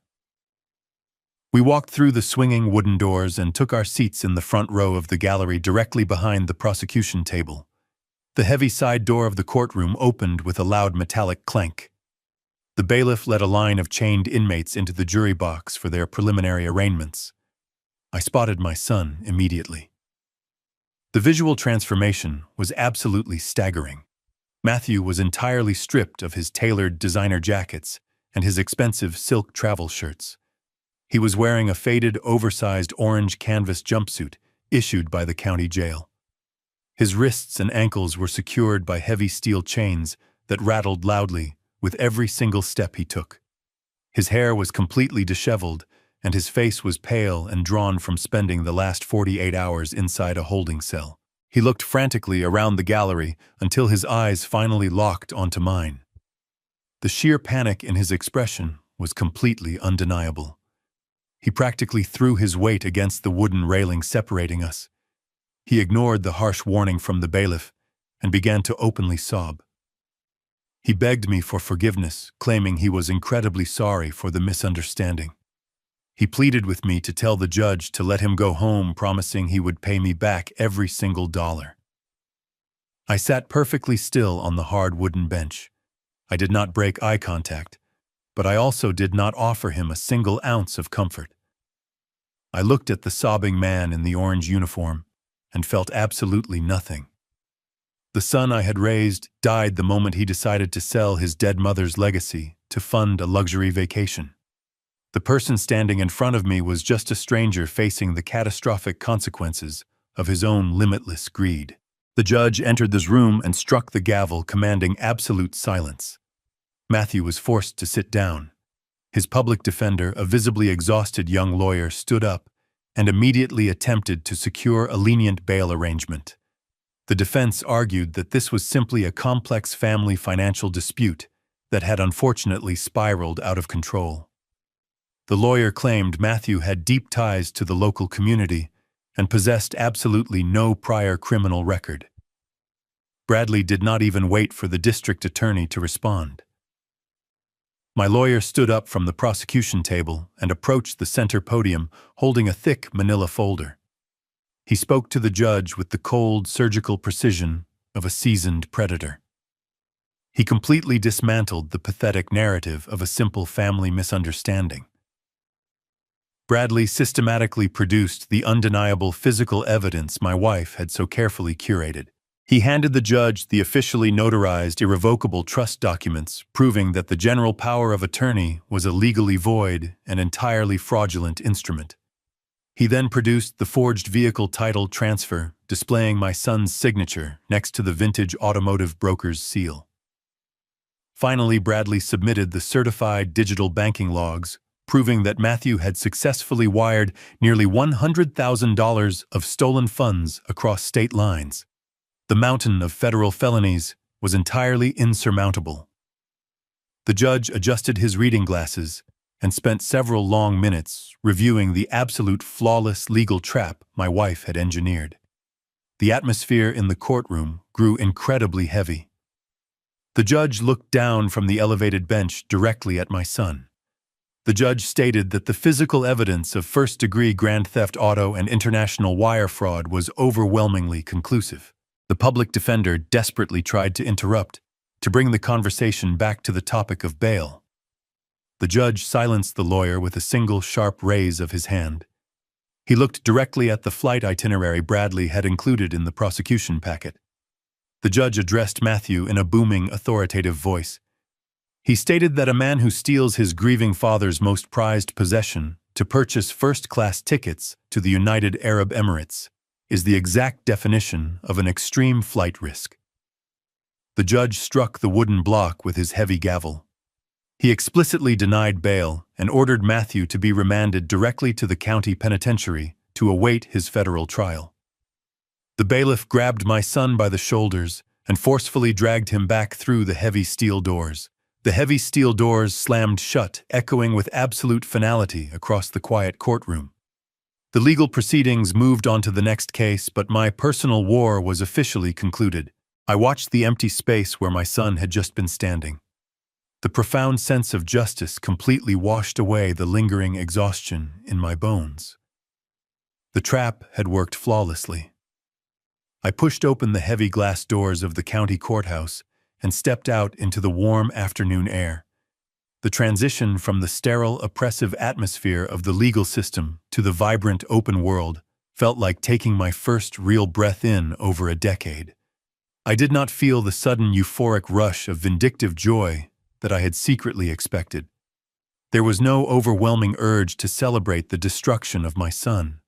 Instead, I felt a profound settling deep within my chest. It was a heavy, quiet peace. For years, I had walked around carrying the invisible, suffocating weight of my son's limitless expectations. I had constantly worried about his financial stability, his marriage, and his future, while completely ignoring my own deteriorating health. Standing on the wide concrete steps of the courthouse, I finally realized that the heavy burden was permanently gone. I had officially resigned from my involuntary position as his safety net. I walked slowly toward my parked sedan. The city moved rapidly around me, but my own internal metronome had finally slowed to a comfortable, steady rhythm. I thought about the man in the orange canvas uniform crying in the jury box. The sadness I felt for him was distant and entirely detached. It was the kind of sadness you feel when reading a tragic news story about a stranger who made a terrible, fatal mistake. I had spent my entire adult life trying to build a secure foundation for my family. Sarah had recognized long before her death that the foundation was solid, but the architect we raised was fundamentally flawed. She had given me the absolute ultimate gift. She did not just leave me a classic car and a protected trust fund. She gave me the undeniable, unvarnished truth. She gave me the profound permission to stop bleeding myself dry for a parasite. I started the engine of my daily commuter car and steered it away from the downtown financial district. The drive back to the vintage automotive gallery felt entirely different than it had a week ago. I was no longer racing against a ticking clock to prevent a catastrophic theft. I was taking a victory lap. I navigated the familiar industrial back roads with a light grip on the steering wheel. The fortified security system I had installed at my house was currently monitoring an empty, peaceful property. My financial accounts were completely secure and entirely severed from my son's toxic influence. The fortress was complete. The only remaining piece of the puzzle was reclaiming the physical manifestation of my wife's relentless dedication. I pulled into the pristine visitor parking lot of Leon's high-end dealership. The massive glass storefront windows reflected the bright afternoon sunlight. I walked through the heavy entry doors and was immediately greeted by the rich, familiar scent of premium leather conditioner and expensive carnauba wax. Leon was standing near the reception desk, speaking quietly with a prospective buyer. When he saw me enter the showroom, he immediately excused himself and walked over to shake my hand. He did not ask about the legal proceedings or pry into the details of my family tragedy. He simply looked at my relaxed posture and offered a warm, knowing smile. He recognized the distinct aura of a man who had successfully weathered a massive storm and emerged entirely intact on the other side. Leon gestured toward the secure detailing bays located at the rear of the building. We walked together down the wide, polished corridor. He informed me that since the legal hold had been officially cleared, his top technicians had spent the last 2 days treating the vehicle to a comprehensive premium detail. We arrived at the massive steel-reinforced door of the storage vault. Leon pressed a button on the wall keypad. The heavy metal door slowly ascended with a smooth mechanical hum. The dark, cavernous space was suddenly flooded with brilliant natural light pouring in from the massive open loading dock at the back of the room. Sitting perfectly centered in the bright square of sunlight was my wife's masterpiece. The candy apple red paint of the 1969 Mustang Mach-1 gleamed with a liquid, flawless intensity. Every single inch of the chrome bumper was polished to a mirror finish. The aggressive lines of the hood looked incredibly powerful and entirely triumphant. She was not just a restored classic car. She was the impenetrable vault that had successfully protected my future, and she was finally ready to go home. I stepped across the polished concrete floor of the secure vault and walked directly toward the driver's side door. I reached out and wrapped my fingers around the cold chrome handle. The heavy metal door swung open with a solid mechanical weight that modern vehicles simply do not possess. I lowered myself into the pristine black leather bucket seat. The scent of vintage vinyl and my wife's favorite mechanical grease instantly surrounded me. It did not smell like a tragic memory or a lingering ghost. It smelled exactly like absolute victory. I gripped the thick wooden steering wheel. My hands were perfectly steady. I looked over at the passenger side dashboard, where the hidden compartment had successfully concealed the heavy fireproof envelope just a week ago. Sarah had built a flawless trap, and I had executed the detonation sequence without a single moment of weakness. I reached into my pocket and pulled out the original set of heavy silver keys. I slid the primary key into the ignition cylinder. I took one final deep breath. I turned my wrist and engaged the starter. The massive 8-cylinder engine roared to life with a violent, beautiful explosion of sound. The deep mechanical thunder echoed loudly against the concrete walls of the storage vault, completely shattering the quiet atmosphere of the dealership. It was the exact sound of a caged beast finally breaking completely free from its chains. The heavy vibration traveled up the steering column and resonated deep within my chest. For the first time in nearly a decade, I felt entirely powerful. I was no longer the quiet, invisible old man sitting in a suburban kitchen, waiting to be discarded by his own flesh and blood. I shifted the heavy manual transmission into gear. I steered the classic candy apple red muscle car out of the industrial warehouse and pulled directly onto the sunlit avenue. I rolled the windows down, letting the warm afternoon wind rush through the cabin. I bypassed the crowded city center and navigated toward the massive interstate highway heading out toward the open coastline. As I pressed my foot against the accelerator, the heavy machine surged forward with terrifying, effortless speed. I watched the towering glass skyscrapers of the financial district shrink away in my rearview mirror. Inside one of those towering buildings, my corporate legal team was actively incinerating whatever remained of my son's fraudulent financial empire.